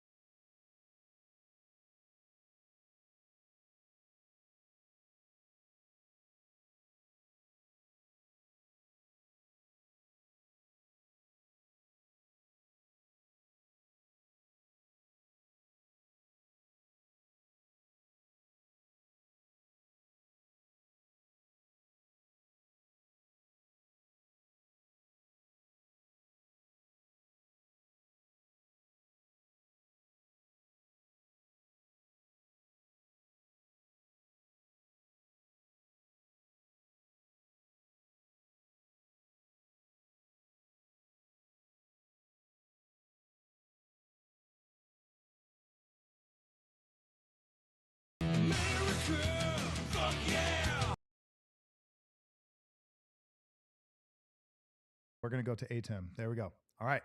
So, by the way, Evan, thank you so much for joining us tonight and doing camera switching. Why don't you say hello to everybody? Give a little shout out to Evan back here, our little sound engineer, video switcher guy, operator, comment selector. If you guys' comments don't get seen, it's because of him. But anyway, we're back. Thanks for sticking with us. If you guys sent us some thumbs up, I see some of them. If you guys are watching this, just jumping on, we're going to get into some of the missions that Jeremy experienced and he promises. Go ahead, take it on. So we will get into some of the missions and stuff that he talked about, and then were maybe some of the negatives, but we'll turn them into the positives. So you guys stay tuned for that. Looks like we have a few new people on here. Noelle, thanks for being on here. Let's see who else is on here. Rochelle's still on here. What's she saying at the bottom? Good job, Ev. There you go. You got a thumbs up. Thank you. You are fake news. I haven't been using my sound effects much, so I should probably... No, not that one. That one's not good. No, God! And we did get some questions, actually, you guys. God, please, we got some questions coming from Facebook, and we will hopefully get to all of those by the end. And of course, if you guys have them come through here as well. Brody says this episode has given so much insight and all the feels. Brody Jade, thanks for that. It looks like Danbury is saying muted like Susan was. What's that at the top of it? Oh, that's so she's wondering if anyone can see my comments. She's feeling lonely, I think, in the comment section. Just stay calm, stay chill. If you guys are watching this on Facebook, I appreciate you wherever you're watching this from. But if you can go to YouTube, it's always better. YouTube is the best spot to be watching this. So I'll fill you guys in on how that works real quickly. YouTube is a video sharing platform, so people can search things and see them, and it's a better place for videos to live. So this does remain on YouTube for people to see later on and gets watched throughout the years. Some of these, get 40 to 100 plus views per episode, but then later on get hundreds of views even later on. So it always helps to be on YouTube. So if you guys are on Facebook, want to move to YouTube, hint, hint, do so now. You don't have to, you can stay on Facebook, but it's always harder for these to be shared there. So either way, we appreciate you, and we'll go from there. Also, you guys, if you're not sure about our clothing, you should check out our Artistic Freedom, our brand new. Let me take a look at that. So this is actually our first camo hat with this patch. So this is brand new. If you guys want to check this out, this is online. I actually just gifted this tonight to Jeremy. Jeremy, thanks so much. Thank you for repping. But if you guys have any interest at all in supporting the show through t-shirts, we're going to have hats too soon. They're not yet up, but the t-shirts are available also on the website. So go check it out. It's on our tattoo. Eventually we'll have its own website, but for now we're repping it all on the highsierratattooco.com website. So you can see them there, or you can just come into the store and check them out. And we have some Artistic Freedom shirts, hats coming soon. So there we go. There's support your boy and get a hat, get a shirt, do whatever you got to do. All right. So we're going to get back into some of the combat experience with some of the tours that Jeremy went through and some of the negative ones. And then we'll get to eventually some of the positive ones. This is positive. Yeah. I just want to, share some missions. I know everyone wants to know the missions, right? Sure. So I'll get into some of that, but how I turn this all into positive. I'm sorry, I'm not feeling too well, so I keep taking some breaks. So I'm sorry about that. It's not because I'm because of this, I'm just not feeling well. Yeah. Okay, so let's hurry so you guys we can get this thing positive. And we can break anytime too. If you need a break, you just let us know. Nah, I'm good. Everybody totally understands. No, it's cool. I'll cry in front of everyone. I don't care. Okay, so another mission. This is just showing how beast some of these guys are, man. They're heroes, man. I'm a little girl. I just stick to myself and do that. But some of these guys, man, are awesome.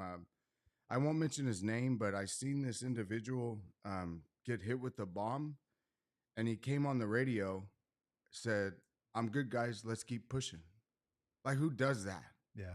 Who gets hit by a bomb, got a Purple Heart from it, and just straight up says, "I'm good. Let's go." Right. Mission focused. These are the heroes, man.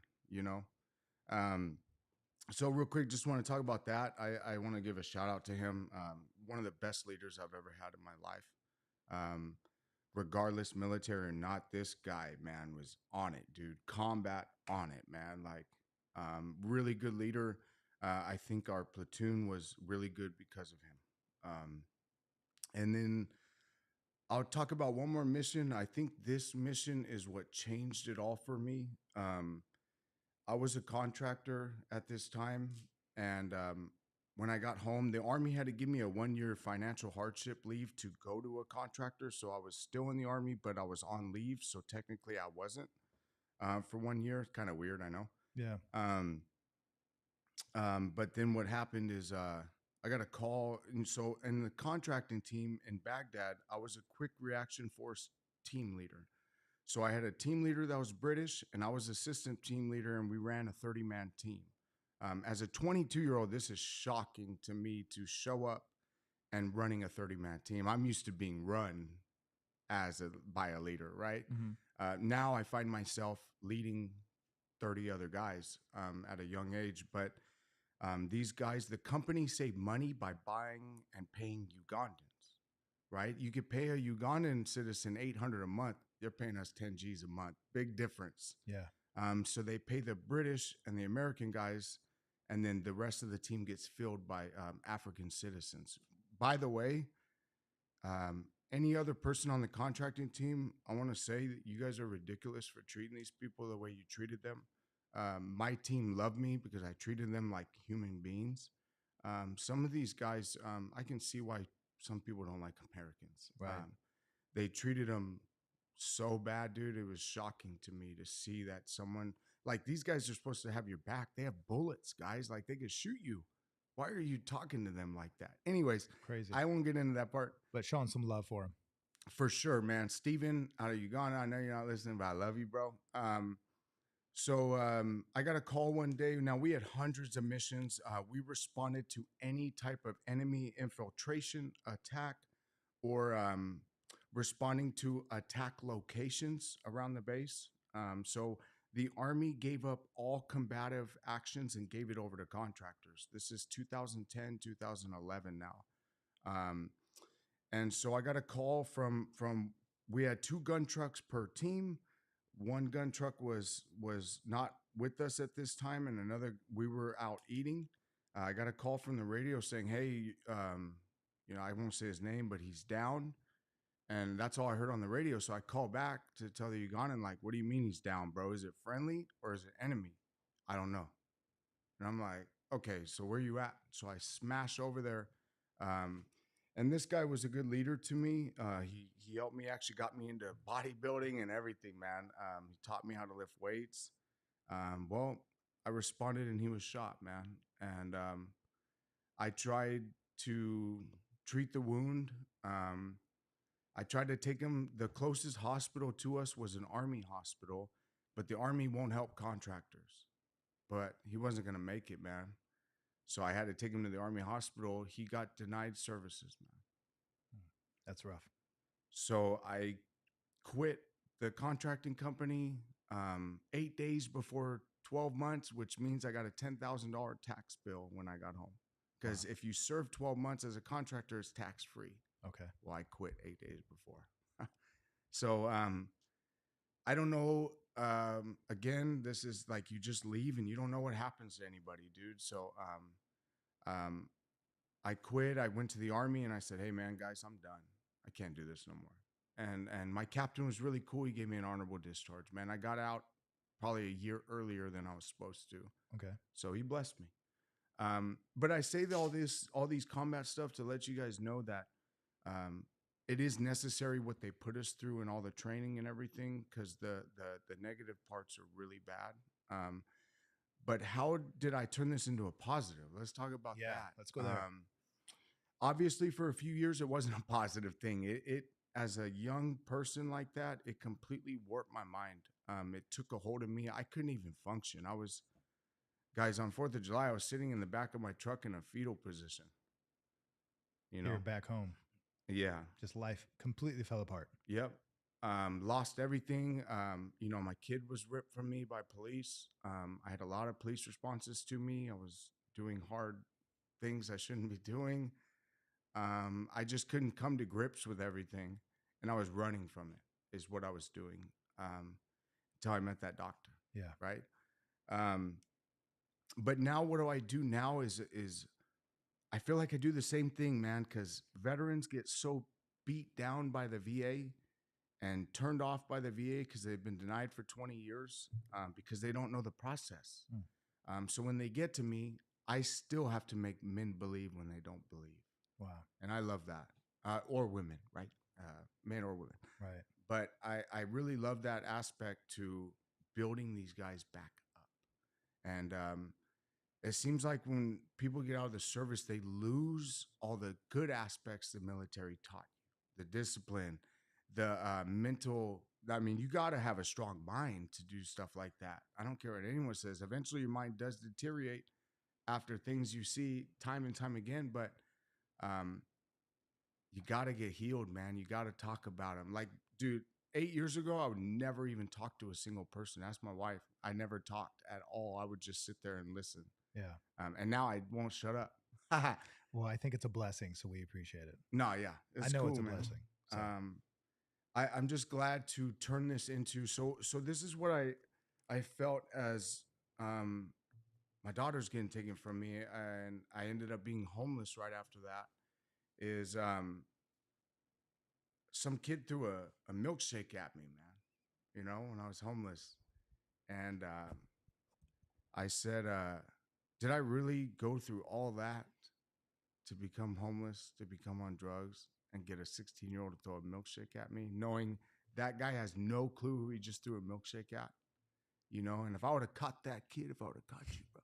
Nah, it's okay. So I sat there and I said, no, man, no more. And so I want to tell veterans, man, like, go get help.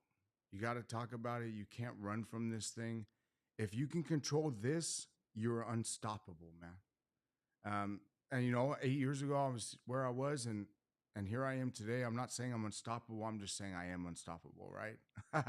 Well, I think you've proved that with what you've done with your family, with what you've done, you know, within your family, with your wife, your kids, your business, right? Your physical, mental health. You being here talking about it says volumes. I think it's easy to hear, you know, it's one thing to be on the other side of the camera hearing this, but like sitting here and talking to you about this and meeting you and getting to know you has been wonderful for me, because I watched some stuff you kind of shared, maybe not too personal, but talking about your business and how you look online, and your business presence is very professional, seem well put together, and you clearly are. But knowing some of this stuff and hearing it and kind of feeling the emotions through it and getting the details, painting that picture, and then just meeting the man that's here today, I think is awesome for me to be able to sit here and experience it. Even for my son to be on the side of the camera and just hear these stories firsthand. So it's not just some story you're hearing online, right? Like being on the other side of the cameras. Not that it's not useful. It's obviously very impactful and it touches people.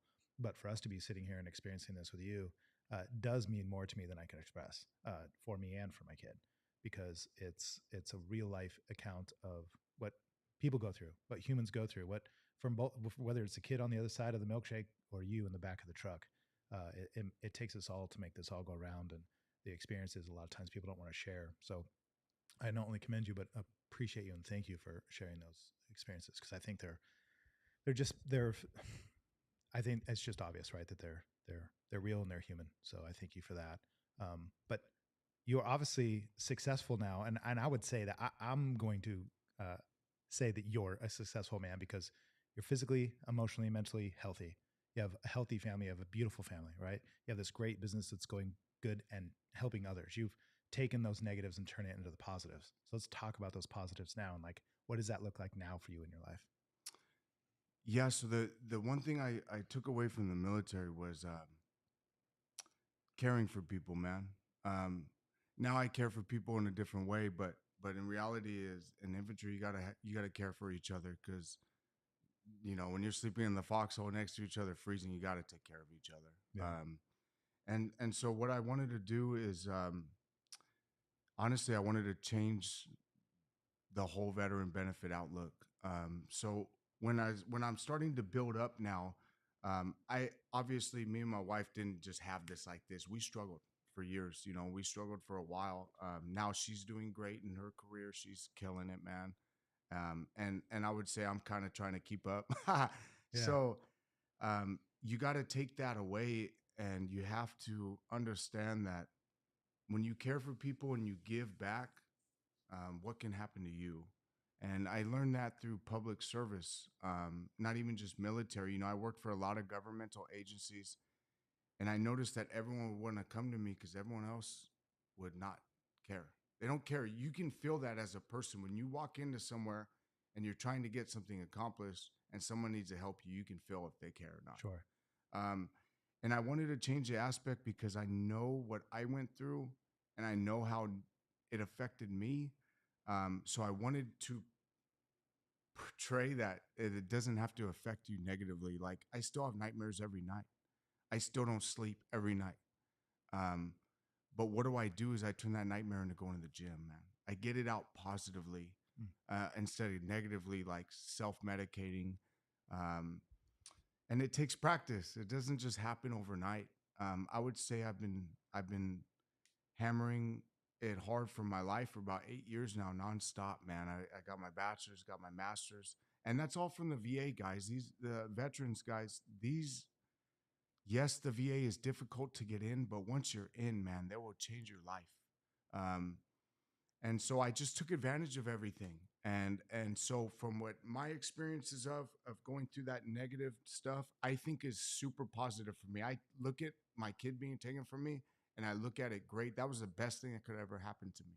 Wow. You know, because it taught me something that if she wasn't taken from me, I would have never probably changed my life.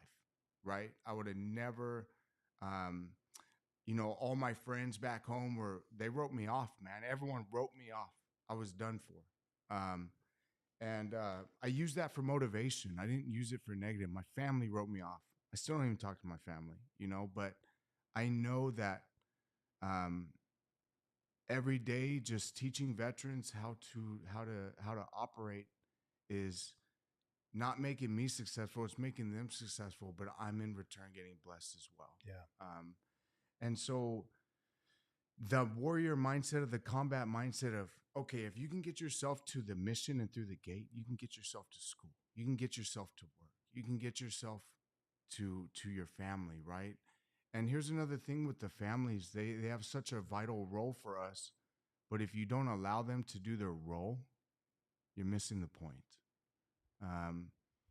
And what I mean by that is look, guys, our wives, our husbands aren't going to understand. Stop thinking they're going to understand. Just take it for what it is, that they're not going to, but they're there for you. They're still supporting you, not even understanding what you're going through. You got to let them in. And I think a lot of veterans, I don't want to say this, but I'm going to say it. They poor me, man. They pity me. And you know what? Some people can only take that aspect for so long before it drains them. Family, friends. Yeah, it drains them. Like, they're not there to be your counselor. They're not there. They're there for a friendship, man. You guys need to find other resources to get your help for the things that people don't understand. Like, I don't expect my wife to understand my nightmares. I don't even tell my wife. This is the first time my wife's probably ever heard stories. I don't talk about it. Yeah. Because I don't need to talk about it, you know, but I feel like today I need to talk about it because I turned all these negatives into a positive for one reason, and that's to show veterans it can be done.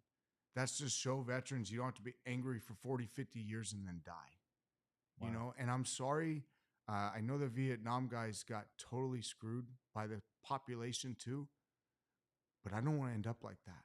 I refuse to end up like that, man. I watch them in the hospital every day I work there. I refuse to end up and letting the enemy win. Wow. Like, I served 2.5, 3 years over there, and it's going to dictate 60 years of my life. No, it's not. So I put the foot down and I said, you're not going to control my life. Yeah, I'm going to have a bad day, but guess what? Even if I have a bad day, an hour later, I could be smiling, because you have to learn to manage this thing. And I don't even know if I'm making sense, dude. You are to me. That's incredible. That to hear that firsthand from you, and for you to say it just the way you did the last couple of minutes. That's just such a, like, it pays so much homage to like how we should be living our lives, no matter who's watching, who's listening, whoever's lives we're touching. Like, you're directly working with veterans in your business, but also that affects their families, that affects their coworkers, that affects everybody around them. And to know that, like, it takes, you were saying, taking in the community, the community is really what helped you. All the people in your life that have helped you along the way, whether it was the people you served with or the people that supported you in school or family, friends, whatever it may be, people you have now, like your wife and your kids and your support system now in life. That's what it takes to make, that's what makes up a life, right? That I think a lot of people live in their own heads thinking that it's just them. Even if it feels that way, I think it's always an illusion. It's never just you. It's never been just you. And I think you're illustrating that in such a beautiful way that I couldn't say it any better, because this is your personal life experience. That is, it's really remarkable to hear you said this last couple of minutes you explained. That made a lot of sense. I think it was wonderful to hear. And I don't know, I just think it's something that people miss today. They know it's missing. They know that community is missing. They know that support's missing. They know that reaching out and talking to people, no matter what it is you're going through, that you might not be looking like with what your business does and providing this service for other people to not just be heard, but to to be served correctly, right? So that they don't have to suffer. Basically, what you're saying is, I refused to suffer the rest of my life because of a few years of service here, and the rest of my life having, letting the enemy win, right? And then it's not just that you refuse it. You refused it. You're walking that path.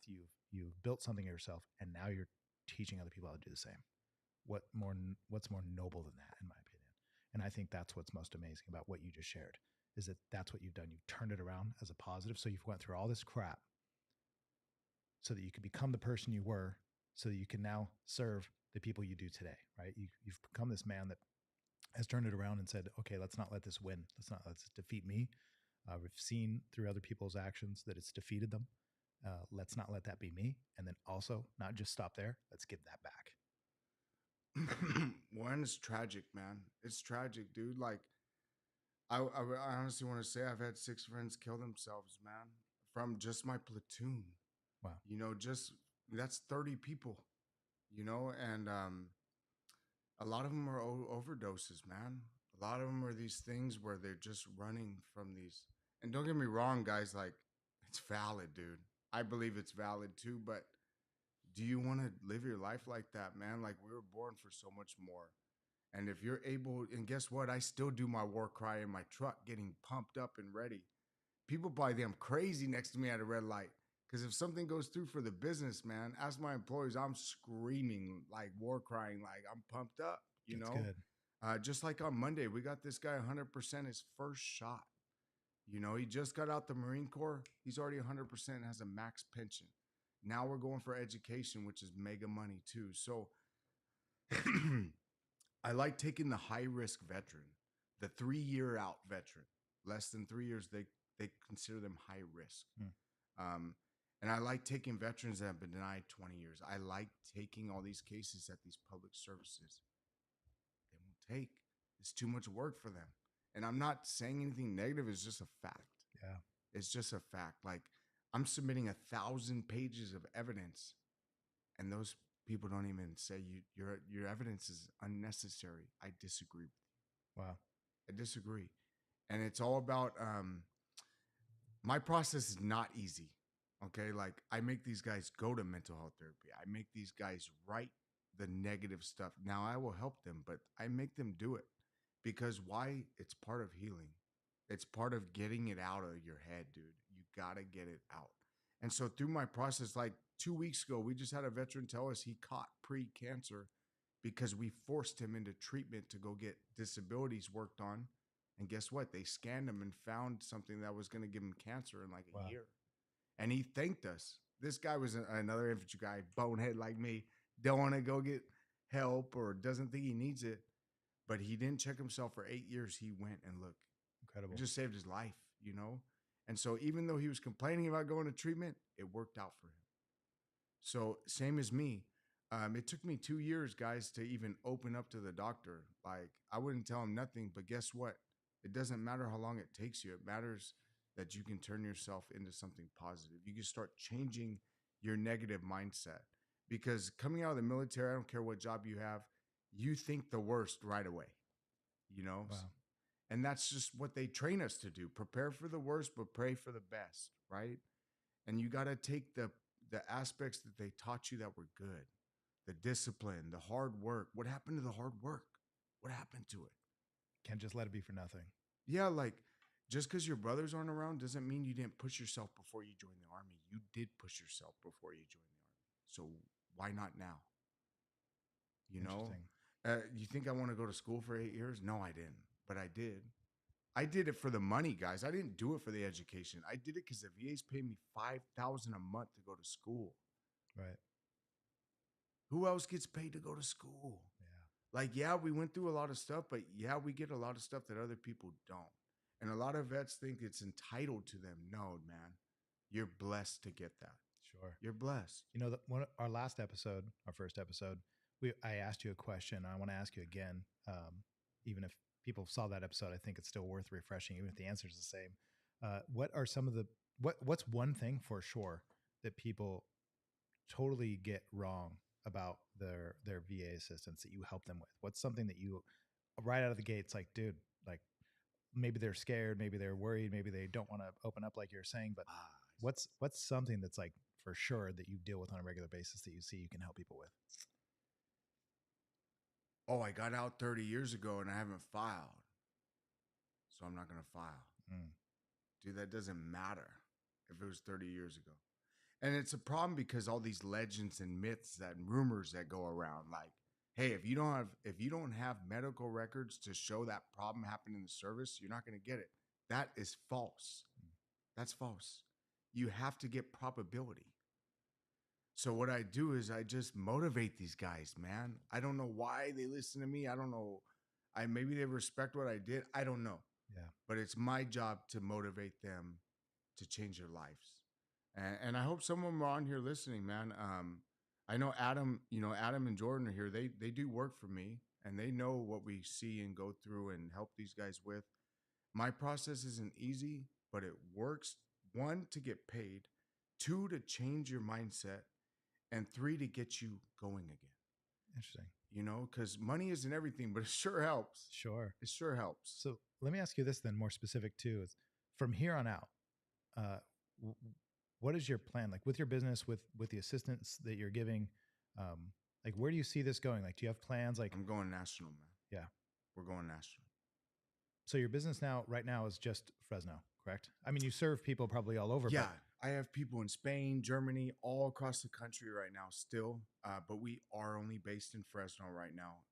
I have a couple other things growing to base everywhere else.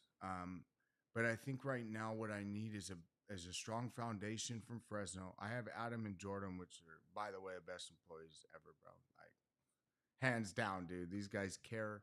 They're all for the business. You know, Adam came to me, and I know he doesn't mind me sharing. He's at $14,000 a month in VA benefits right now. Wow. A month. And he's debt free now. In 3 months, he's debt free. And this guy drives a 500 horsepower muscle car. Oh yeah. You know? What's up, Adam? Yeah. And so that's what we do though. And you know what? I know Adam doesn't mind, so I'm going to continue with him. He had it rough too. He lost motivation too. Just like I did. We all go through that process, but the faster you can pick it back up is the faster you're going to have a better life. And that's what I'm here to do. Whether it's benefits, whether it's a phone call. Yeah, I've had phone conversations where I stop people from shooting themselves in the head, man. I didn't sign up for that. But you know what? If it's going to save him from doing that, I'll do it, man. Because I've been there. And I know what it feels like. And I think that's more of just me caring, man. But it's me being the leader that they need, man. You know, the VA isn't going to answer at 9 p.m. Yeah. They answer 8 to 5 when we're all working. But guess what? Veterans have problems not 8 to 5. From 5:30 to start of work in the morning, they have their problems. Yeah. So I am pushing the VA to hire a 24/7 mental health professional, but yeah, you know, we'll see where that goes. Hey, I'm about to meet the director to present that to him, so okay. It might go somewhere. So what are some of those things you're working on other than that? Like that because that's amazing to be able to do that. Well, you know, veterans now, if you show your If you show your VA card to Fresno County fax buses, you can get bus rides for free. We worked on that 2 years ago and got that during COVID. So we have done a lot. Like I've pushed things through that. That's a shout out. I don't want to say his name, but he definitely pushed for that. So we're doing things, but working against the giant is slow. Yeah. And I hope Fresno picks it up so then the nation can see it works. Yeah. And then it's forced and implemented into every VA. Interesting.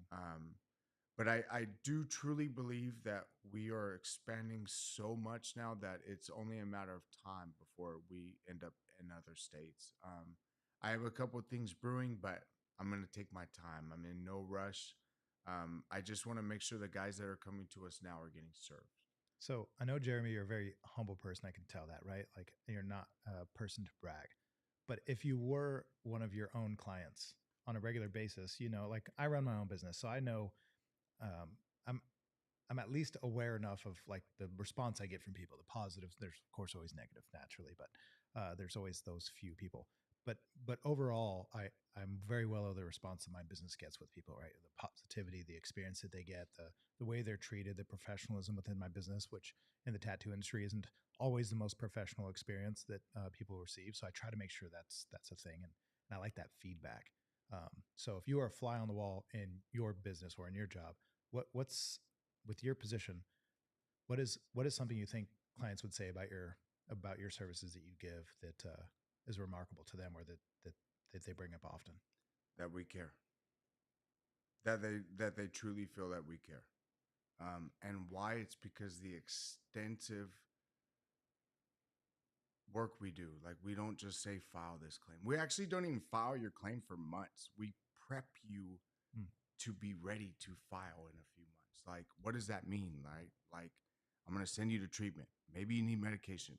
Maybe you have 3 divorces. Maybe, I mean, there's so much that we can collect that people don't even think that can help their claim. Why? Because they've already been shot down and been told their evidence doesn't matter, but it does matter. Yeah, it does. So I think it's just the care, man. That's cool. And that's why people come to you with the things you say. I don't know why they come to me, but that's why. It's because they can sense that in the room, like you admitted earlier, that you can tell that there's a lot of those people just don't care. And then when they do walk into the room and experience those people who do, it's obvious. It's very obvious. So that's wonderful. And through the camera, you might not see I'm super motivating, but believe me, man, in that office, I will get these guys going. Because why? Because they should be all about themselves, man. They're beasts. Like how can you go do missions and you're stuck here now? No, man. We got to get you out of that. That's wonderful. And that's what I do, man. I make men believe or women believe when they don't believe in themselves. Very cool. That's what we do. So I'm going to ask you one more question before we get to some of the questions that were submitted today, and also maybe to some of the audience too. We'll spend a little bit of time there. I want to be respectful of your time, but I'm totally down to start addressing the comments too. Yeah, let's do it in a second. So if you guys do have questions, and even if you ever need to queue up, we'll get to them. But I want to ask you one last thing before we get to those that were submitted in, the ones that people jump in the comments with. So guys, don't be afraid to do so now. But let me ask you this. Ask away.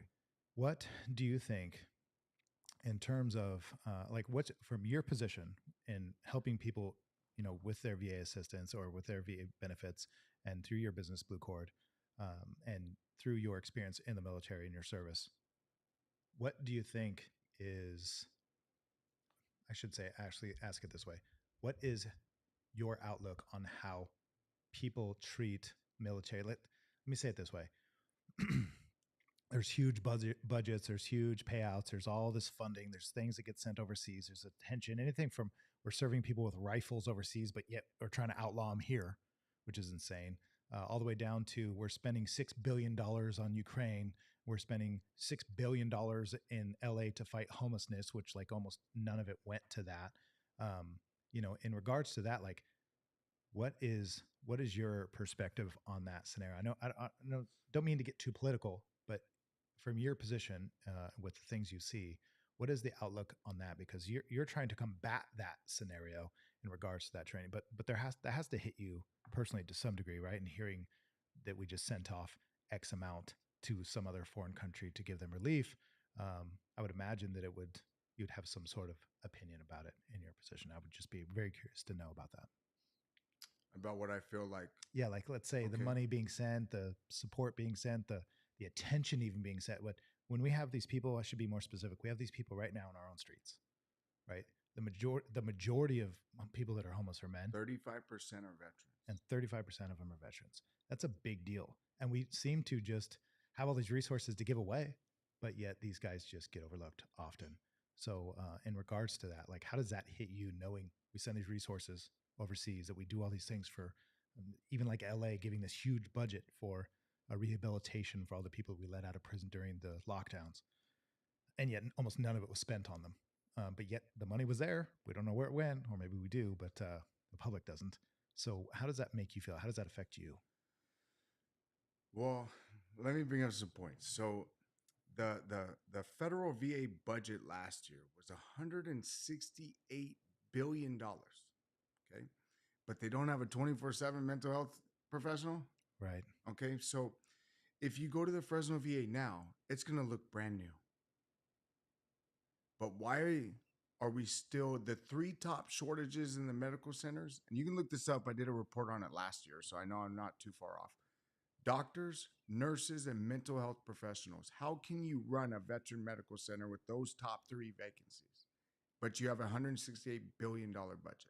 Now, don't get me wrong. I love the VA, okay, because they blessed me.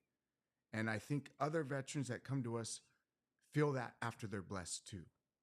But I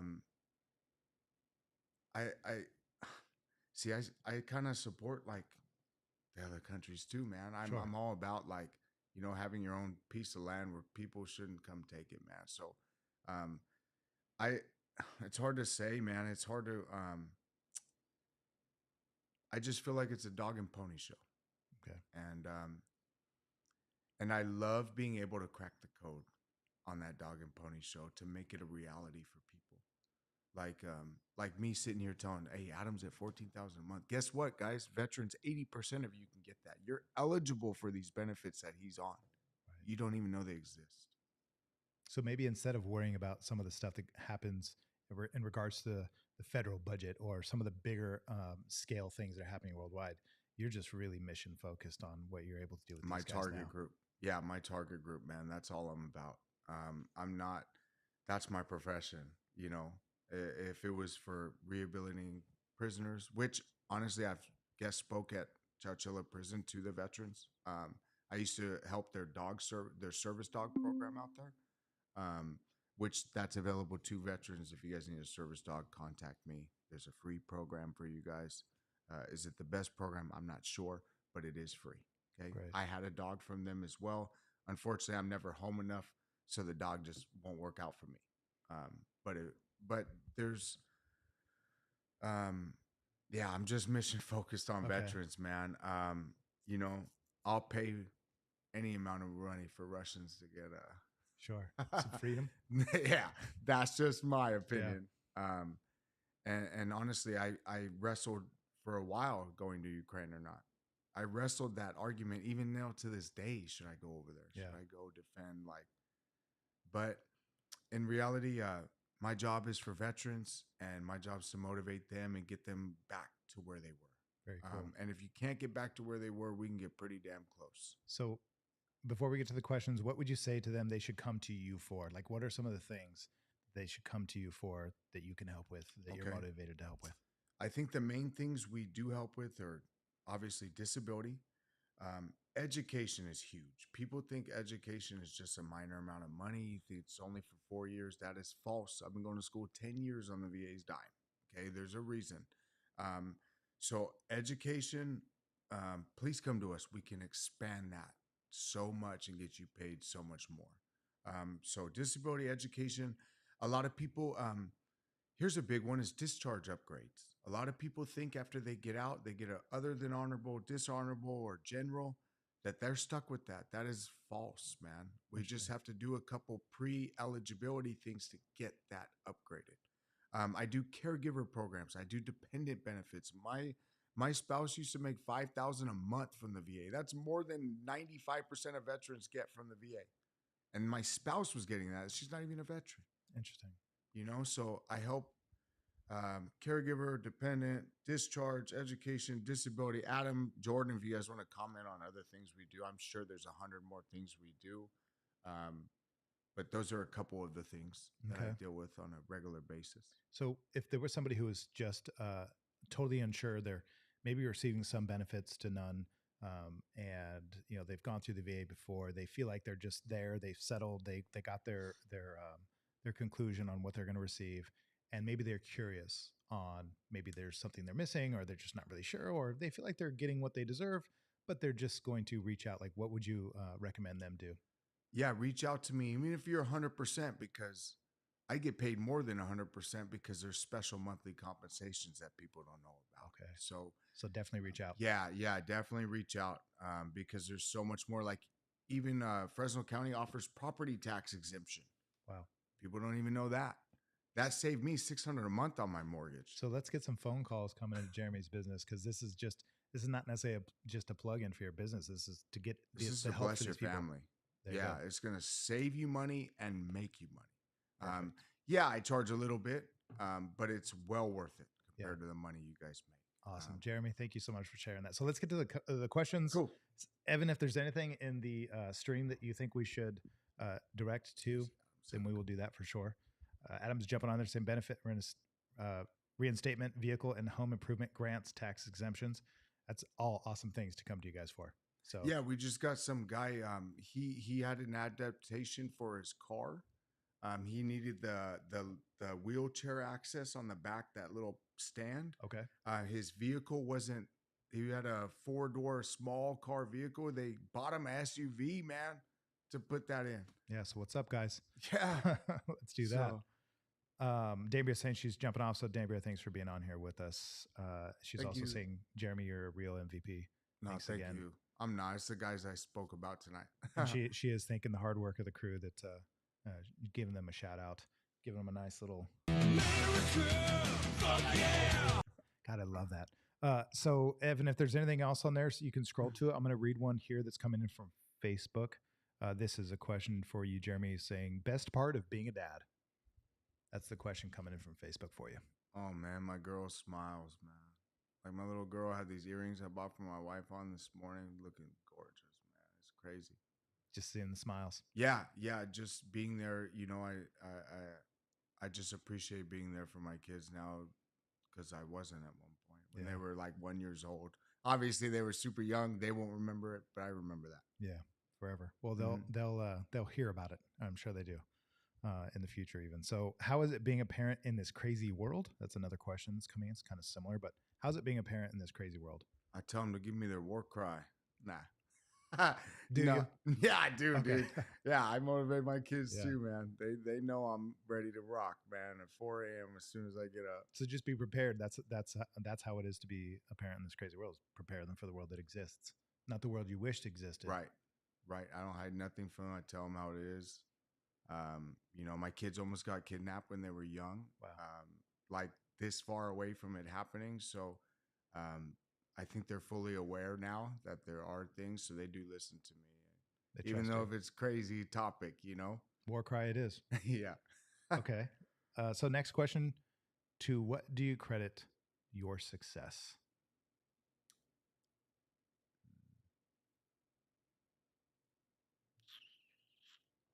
The people around me. Your community. Yeah. Very Because cool. before my wife, it was the doctor before. So I really feel like just every individual that has a close contact with me, I appreciate you. And you're the reason that I am here today, man. I wouldn't be here without either someone reaching their hand out for me at one point either.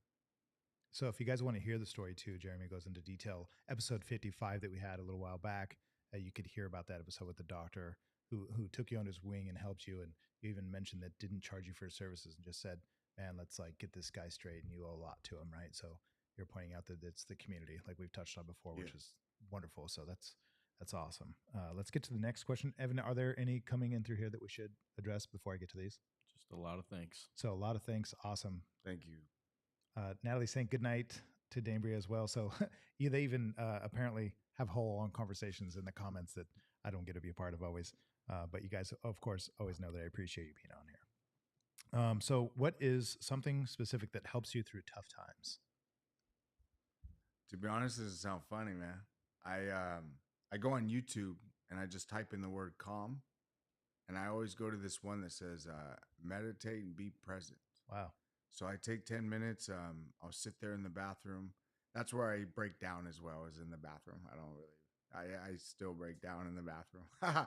So I do the meditation thing for 10 minutes. It's the breathing for the 3 minutes, and then it makes you go through your whole body. I know that sounds so cliche, man, but It's works. real. It works. Sure. It works for me. Push-ups work for me. A couple of things work, man. Whatever I'm around, I'll make it work. Yeah. Interesting. So you mentioned fitness quite a few times and lifting weights and things. Do you think that was necessary for you to be the man you are today and to have the fortitude and to have, the coping skills? You might not always admit that you always have the coping skills, but you obviously have made something of yourself, and you've made something of your life and your family and your community, right? You've given back to that, and you're still pursuing it and have plans to even expand that in the future. Would you say that fitness, and because my premise is that yes, like you'll never go wrong with any sort of level of fitness, whatever it is you're trying to pursue, but do you think that these things would still be just as possible if you weren't pursuing any sort of fitness goals or any sort of, let's say, a way to cope with using, like you mentioned, push-ups? I just think even for the mentality, like the military got us to work out every day in the morning. Like I think just to feel good about yourself, just to look at your body or whatever it may be to make yourself feel good. You don't have to be the buffest guy. Like obviously I lost like 30 pounds since my injury, but it's all about just feeling good, man. It's not even about anyone, even if you're not there yet. I mean, just going to the gym, like Process. I got a chicken leg right now, so I'm working out my leg, but it feels so good just to walk. Remember coming in here at that other Crutches. episode? Yeah, dude, I couldn't even walk. So here I am walking now, so I think it's monumental, man. I think physical exercise is monumental, especially for veterans to get themselves Right. collected. And If you have injuries, then walk. Sure. If you can't walk, then move your arms, do something. Yeah. That's interesting because you just had your surgery and you had mentioned a few times that you had lost some weight, but also in your injury, you've still been doing physical fitness stuff, like you had mentioned. Every day. You're still rehabilitating, but you're doing something, even if it's only 5 pounds, like you mentioned before the show. Every day. That's good. Catch me at the gym at 5 a.m. every day. So I would say I'm more than willing to say that like it's 100% necessary. It's necessary if you want to experience the best life possible. I believe so. Yeah. That's just me personally. I'm with you on that. Yeah. 100%. So if you guys are skeptical, try it out. Just do that. Adam's asking a question. He's saying, what advice would you give a newly discharged veteran that feels lost? Why don't you answer that, Adam? Yeah, Adam, why don't you jump in the comments? Well, it depends. If he's coming to me, then I'd get to work on his stuff immediately and give him pointers. If he's not coming to me, I know the VA's tough. It's tough to get in to start. It takes weeks, sometimes months to get your first appointment, but get on the wait list. I'm not saying the VA is the best. I'm just saying it's the service that you can get. I've always told veterans, if you want real mental health services, I believe going outside of the VA, you can get that. I think the VA here uses records against us. And a lot of guys will go into the VA. How you doing today? Oh, I'm fine. Well, guess what? That's on your record now, bro. That you just said I'm fine. Guess what? They just asked you if you had nightmares and you're lying and you said no. Well, guess what? That's on your record too. So being honest is honest. Be honest. Yeah. I don't care if you feel like no. If you don't want to kill anybody, and if you haven't attempted on yourself, no, they won't take your guns, man. But they need to know if you think about suicide, guys. They need to know this stuff. And you need to stop lying to yourself. And you need to get the real help for you. And that's by being honest. So if that's somebody's all I tell my veterans to do, bro. Go to the VA and be honest. Sure. And that's not common. And they get paid. Right. No, it's not. Because they're thinking the opposite. They're like, oh, don't tell them because of this. And there's like you've pointed out many times, even on the other episode, that there's a lot of misconceptions, a lot of myths and legends about things. That's like, don't do this, don't say that, whatever. You know, you hear it's kind of like what I think of when people talk about what to or not to say to the cops. Like, oh, if you get in an incident with somebody or you're accused of something, don't say this to the cops or say this or don't. There's all kinds of myths of what you should and shouldn't do, and it gets people in serious trouble. Right? Yes. Really, just expressing your right to remain silent is one of the best things you could do in regards to like some sort of altercation and let's say something that could be life altering, right? And incidents like that in the VA, it sounds very similar that like people have a lot of myths that need to be debunked and you help them with that. You've mentioned many times. So that's very interesting because, somebody who doesn't deal with the VA and has never been a veteran, it's not something I would think about, but something you have to deal with, it seems like on a daily basis. Yeah. And the VA is a business, guys. They're a business. It's not anything else than a business, guys. They operate it just as one. I was HR for them. Like, if the VA wants a monthly bill, so for Social Security, for example, that's the highest federal bill. It's like $90 billion a year, Wow. right? And whatever federal institutions don't use all their funding, guess where that goes? Social Security. So any veteran that has served longer than a year, they already have your benefits put to the side. If you collect them, they have them there. If you don't collect and you think, oh, I didn't go to combat, I didn't do this, I didn't do that. That's the worst when I hear that. When veterans come to me and they're like, oh, I only served in the Guard. Like, stop. Why are you beating yourself up on sentence 1? Yeah. Well, guess what? I was in the Guard. So what? I'm not good enough for the benefits either? Right. No. You got to stop with that thinking, man. You Very got to. interesting. Yeah. Wow. Yep. So basically just reach out. So I want to answer that question because I think it's obviously worth being very clear on. And I think you've done a really good job in helping people see this, but let's get real tactical, real specific. Mm-hmm. If somebody's a vet just discharged and is having, let's say, such a tough time, they need immediate mental health service. They don't know where to go. They don't want to go anywhere. They don't want to ask for help. They know they need help. It's clear. This person is deep and dark into their own hell. What should they do?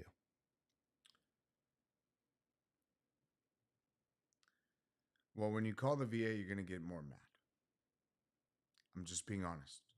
I went there one time in 2012 after that happened to my buddy with contracting. I went there with my stepdad, and he can attest to this. I showed up to the mental health department and I said, guys, this is an emergency. I need to see somebody now. They told me come back in 3 months. Wow. I never seen my stepdad cuss anybody out. He ripped him. He's like, dude, guys, you guys don't see him at home. I won't repeat like what I was doing and things like that, but by far I was not okay. You needed help. I was crying there in the office and they kicked me to the side. From my understanding, they still do that. So I know I don't want to say call me, but call me, man. That way we can figure out a game plan either until your appointment. I can get you connected to community resources. I used to be a state veteran rep here locally, so I know a lot of resources. Also, guys, check out Fresno County too, man. You don't have to go to the VA. Fresno County Behavioral Health. I know the director. They will also take you, and they might be faster. So reach out to Fresno County. Yeah. And just to let you guys know this, let me say this. I know there's that crisis line, right? Everyone knows about that veterans crisis line. If you guys call them, that will end up on your record permanently with the VA. So just know that you will get a welfare check after calling them too. So in reality, it helps you, but they have a bias on you from the beginning too, because now you're being on radar. Now you're being watched. Yeah. And a lot of people don't like that. And I agree with that. I think that's wrong. Right. I think it should be anonymous. I think it should. People are there for the help, man. Just want to talk to somebody. And if that gets them away from killing themselves, then they did their job. They don't have to send a welfare check, man. Like, wow. So there's a lot of other resources out there. It's not just the VA that can assist you. Obviously, I'm not going to charge you to send you to resources. Like I don't do that. I only charge unless I must charge for the appointment service of what you're coming to me for the service. But if it's referrals, resources, anything like that, just call me. I'll get you the resource. What could you give advice to people regarding veterans and people who are still serving active or non-active military personnel that are struggling with these types of things. They're not reaching out. Their friends and family see it. They're witnessing it. They're part of it. They know something needs to happen. Maybe they're anywhere from like, I think this person might be struggling with something that needs attention, to this person clearly needs attention. What could you give some sort of pointers or advice to, let's say us civilians that witness this end of it? Like, what's something we could do when witnessing that sort of behavior? Like, what's something that they could benefit from doing, or I should say that they could be able to be assistant in doing in regards to somebody in that position? Like, how could they reach out? Well, that's a double-edged sword too, because is the veteran going to allow you to do that, right? So it's all about, you got to know the veteran. Like, is the veteran going to allow you to come in? Is the veteran going to talk to you about it? Is the veteran going to, and it might make it worse. So depending on the veteran. So that's a tough question. I think if you're dealing with a veteran and you're a non-veteran, you must find a veteran to help. Okay. Like, you must get another veteran to at least call or reach out. Even though I disagree with this, I used to think like this too, that I only want to speak to veterans, like for counseling or whatever. I don't think like that no more, because one changed my life. That's not one. But a lot of guys do. So a lot of veterans won't get help from a non-veteran. But veterans, I just want to let you know that limits your ability to heal. You're cutting off your resources to somebody that could change your life because you're not open-minded. So please be open-minded. Please go to the person that says, be positive, right? That's so cliche, but if you keep telling yourself that, you're going to be positive. It's only a matter of time. You can put something in your head before it actually becomes reality. Right.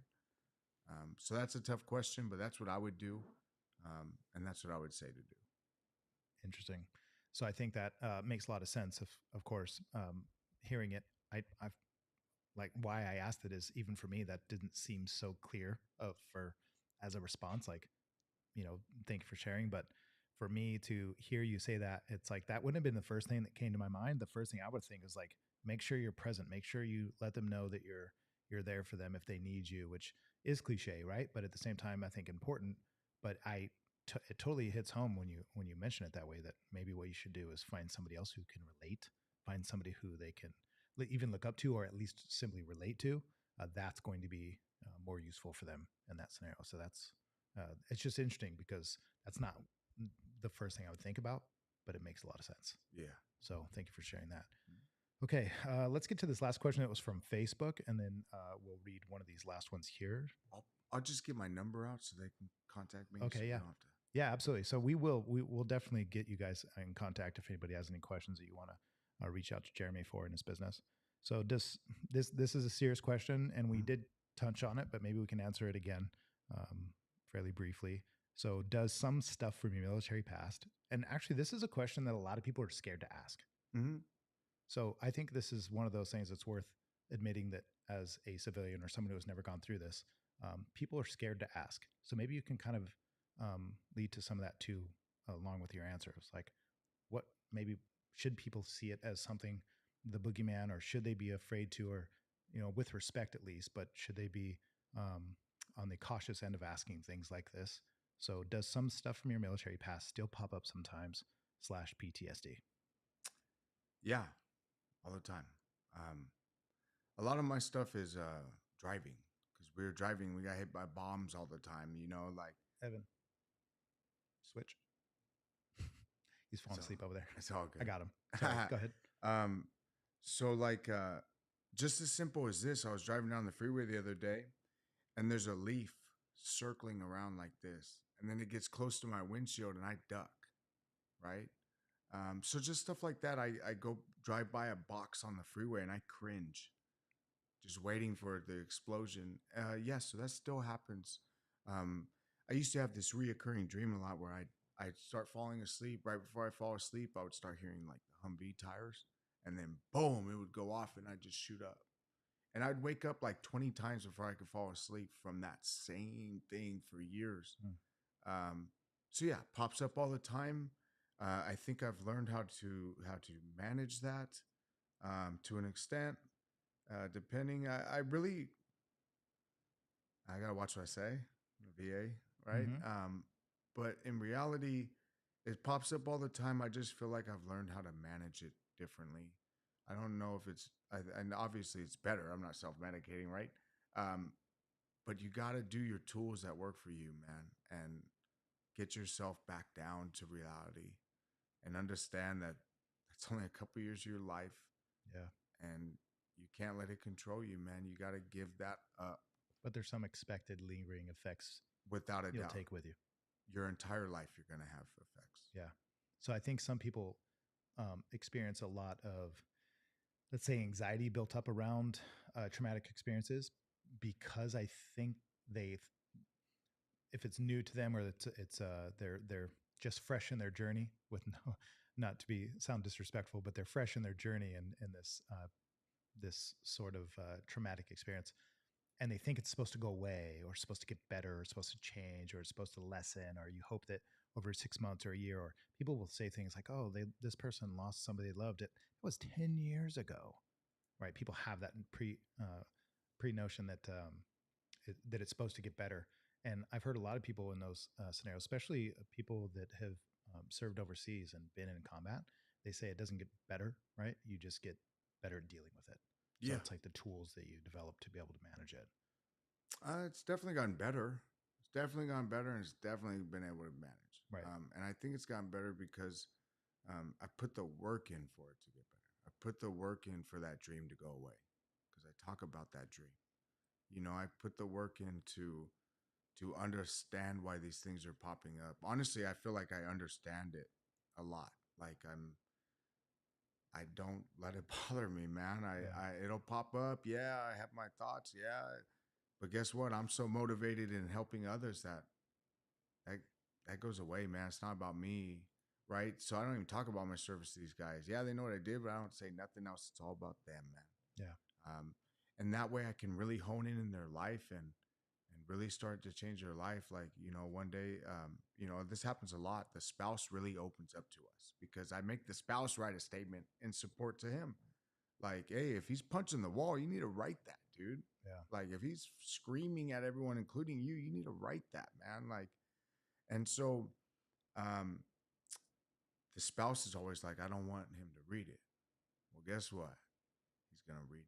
Yeah. Because now I will make that determination with the vet and the spouse, but I push the veterans to read it. Why? They know what to work on, man. They know what their spouse is noticing. They don't know what they noticed before they write this statement because the spouse is too scared to tell them. But I think it's a good healing point to know what you need to work on, to know what's not normal. Punching holes in the wall in the service is normal. It's not normal out here. Right. Right? Someone flips out in the service, they're punching things right away. That is common. But you can't do that out here. People think you're crazy. Right. Right? Right. Ducking for a leaf. Right. Flying at your windshield. Yeah. Like you gotta learn to understand, like, and that took me years to fix. I'm no one special, man. I used to do that all the time. And I can't even fix holes in the wall. So it's even worse because you can only put pictures of so many weird spots. Mm-hmm. So, Yeah. but yeah, it gets better. You just gotta work. You gotta want to fix yourself, and it's hard work. It's hard to work to look in the mirror to say, "Damn, did I really become this guy?" And I became a monster, man. That's what that job turned me into. Was a monster, man, and I wanted the monster to go away. And you did the work to do it. Yeah, I still every day put the work in to do it. I still do it because guess what? If I slack on the work, the monster comes out. Yeah. You know what I mean? Taming the beast. Yeah.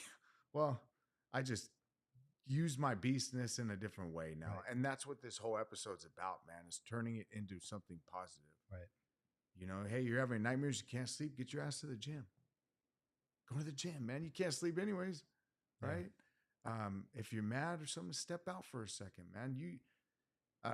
It's tough, man. It's tough. Yeah. It's really tough. Nuances too. And I'm sure it's a sensitive subject for a lot of people, and like, what are the answers? No blanket statement, but turning it into a positive, I think, is definitely very useful. Right. And that's probably key. Yeah. and I'm not good at portraying it here on like a podcast, but if you come to my office, you come to me, you will get motivated. Very cool. Because that's what we're here to do. Very cool. Okay, we're going to ask a sort of odd question. This is coming, I believe, from Instagram. Top 3 Christmas movies. Are you a movie buff? Are you? Well, Home Alone 2. Okay. Okay, Home Alone 2. Wait, not Home Alone. Home Alone 2. Part 2. Okay. Maybe it's my age. Yeah. Like, I don't know. Home Alone 2. Santa Claus with Tim Allen. Good one. Like Tim That's Allen, a good one. dude. And I'd say Elf. Oh yeah, we agree on that. That's one of them. Elf is great. That's a good one. What does downtime look for you? Laying in bed. Because you were even working when you were waiting for night. us to show up here today. Yeah, my You're truck. just in your truck. You're doing your thing. 24/7 I'm working, man.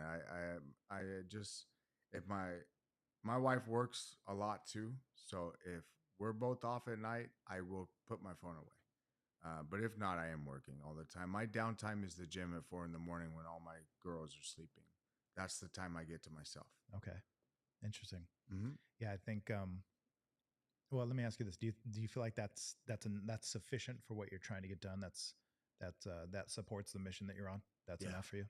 Yeah, That's it. yeah, because I know my day will come where I'm not going to be operating anymore. I'm the owner. I've already hired multiple servicers now. I'm getting out of doing appointments, and this way we can expand. If I'm doing appointments, I can't expand. And my veterans are having a tough time with me stepping back.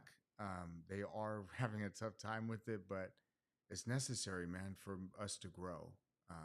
And I got to let my young Padawans fly, man, because these guys are better than me already. Yeah. And I knew they would, because I'm teaching them and they already come with knowledge. So they're already going to be better than me. Very cool. And they're doing such a great job. I don't need to service anymore. That's the goal. Well, the goal is for me to expand. And I can't do that with servicing. Right. Because I've been locked up for 14 hours a day servicing veterans for a whole year now. Yeah. So now I'm finally getting some release on that. One, it feels good. I've been servicing vets for 10 years. The business is a year old, or a year and a half, whatever it is. But I've been servicing vets for 10 years already. So it's my time. Yeah. That's very cool. Time. Yeah. Well, it's going to be very cool to see where you're at and what you're doing in the next couple of years too. And I know we'll still remain friends and in contact, and I'll be following you as close as I can and getting to know you more, I'm sure, over the coming years. And like just seeing where that goes is really, truly exciting for me. Something that I'll be fully transparent about that I think is worth noting here towards the end of this episode, which is I heard it somewhere, and I wish I knew where, because I would love to give credit for it, but it basically was this episode of somebody sharing, like, imagine if you were walking around with a name tag either on your chest or even better on your forehead that showed your intentions. You couldn't lie about it. It was right there for everybody to see. What are your intentions? What in any given scenario, this is a great tool in life for you to kind of check yourself, or even if you need help understanding somebody's intentions or what they're doing. Imagine they had this name tag plastered to their forehead that showed their intentions. Lately, it's been very useful for me. I've been using it a lot, and I again wish I knew where it came from. Maybe I'll be able to figure it out at another time. It'll come across again. But it really it's been stuck in my brain for like a good 3-4 weeks right now. And I was thinking about it with, especially my podcast, because I want my intentions to be good, of course, because I will be the first person to admit that there's times where I'm like, oh, if I get this person on the show, it's going to do this. And I'm always thinking about advancing my business and, reaching out more. But I always have to remind myself, even with some of my past episodes and some of the people on here, and especially with you, it's helped me to understand that it's not that I didn't understand it, but it helps me to connect a little better with what my intentions are. Like I can think, oh, Jeremy's really cool. Everybody liked him. They keep asking him for him back on. He has interesting stories. He's going to tell us about, combat and things that are going to get people's attention. And not that I'm not aware of those things, but what are my intentions? And really, in the end, I think it's very clear that my intentions are to share with people in my small community. I know everybody's got their own community. Some people have millions of followers. I don't. Maybe one day it turns into that. Who knows? But that's not my intentions. But if that happens, great. Let's shoot for the moon, maybe miss and hit some stars. But my intentions really are to share personal stories like yours with people that are part of my community, just like you do with your community. And so I hope that that's clear to everybody watching. I think it is. I think it's clear enough to you that you've obviously came back for a second episode, and I appreciate it, man. I really look forward to, sharing some of that stuff in the future and seeing where this all goes. It's always cool to kind of almost time warp from where we're at now. We're not going to be here in 5-10 years. We're going to be somewhere totally different. And it's exciting to see you because I think you're on the right path. And I think it's really commendable what you're doing. So I want to mention that before we get to the rest of these here. Evan, if there's any comments or anything that should be addressed, bring them up. Don't be afraid. I know Brody had a couple of them. She said also maybe I should bring the team on here for a podcast. Okay. That'd be cool. Hey, my guys are interesting, man. Jordan and Adam are cool, man. Very cool. I would be totally down. And do I hire only vets? So far, so I'm accredited for a VA program that, from my understanding, no private business has but me. This is a great program. The VA actually, if a veteran is going to school using benefits, he can work for my company part-time and the VA pays his salary. They pay $1,500 a month tax-free. It's only part-time, so hey, it's $1,500 tax-free. But that has to be a vet because they're using veteran benefits or a dependent from a vet. Okay. And then Jordan and Adam are veterans. I definitely want to hire female vets. That's for sure coming because I think that would help the female vets. I mean, I make it comfortable for them, but it'd probably be a little more comfortable if a female was going through those conversations with them. Yeah, right? that makes sense. But my plan is to not only hire vets. I just think for servicing, I think a veteran would be able to service these guys better because they understand the benefits more. But I do want to hire other people other than vets for other roles. That's for sure. Mm-hmm. But right now, I do only have veterans. Very cool. So in the future, things could change. But for the most part, anybody that's handling the veterans directly in terms of servicing them, then it's going to remain. Well, yeah, I've never seen a good secretary that's a vet. Nah, right. I'm just playing. So sorry, ladies. No, dude, no. I mean, I'm sure I'm going to have phones. I just don't have all that yet. Right now, I don't want to grow too fast where I lose control of everything. So what I'm doing is I already have 5 employees, though. 6. Mm-hmm. So Jordan and Adam are my servicers. But I have other people that are working for me as well. So Brody Jade also wants to know, how did the knee thing happen? I actually think she asked, or somebody asked this last time, but how did the knee thing happen? Some dude fell on my leg at a birthday party and snapped all 4 of my ligaments. Man, this is terrible. No more birthday parties. No more. I think I scared every kid at that birthday party, man. I wasn't even looking. I was looking this way, and then I just felt my leg completely separate. Like completely separate from my body. I just felt it all tear off. It was crazy, dude. That's terrible. I was screaming, man. That's crazy. I think I was screaming so much the neighbors called the cops on the house because I was like, the pain. Oh man, I was screaming. This was a while ago. This happened in Memorial Day weekend. Okay. So in May. Yeah, it's happened. Yeah, it's been a while. It's been a little while. But last time I couldn't even move my leg and now it's good. Yeah, you had crutches. You came in on crutches. So now you're actually mobile. Yeah, well, solo. I started with the wheelchair, then I went to crutches, and now I'm on this. They gave me some NFL brace. The VA actually paid for this brace, man. Hell yeah. So I feel special, man. Yep. So, now you know how his leg got injured. He looks a little bit like a robo guy, but at least you don't have the crutches like last time, falling off the curb, leaving the place. But I had a bigger brace too. The brace was like I remember when I was rewatching one of the episode, I was like, damn, that guy looks like he got his leg shot off or something. But now they know it's just a birthday party. Yeah, nothing cool. It was ridiculous. Right. Well, Jeremy, I'm going to end it here. This was a great episode. I appreciate you coming back on. Number to the dude. You know what? Actually, why don't you tell everybody how to get a hold of you, and then we'll sign off on here. Okay. Well, my phone number is 559-493-0919.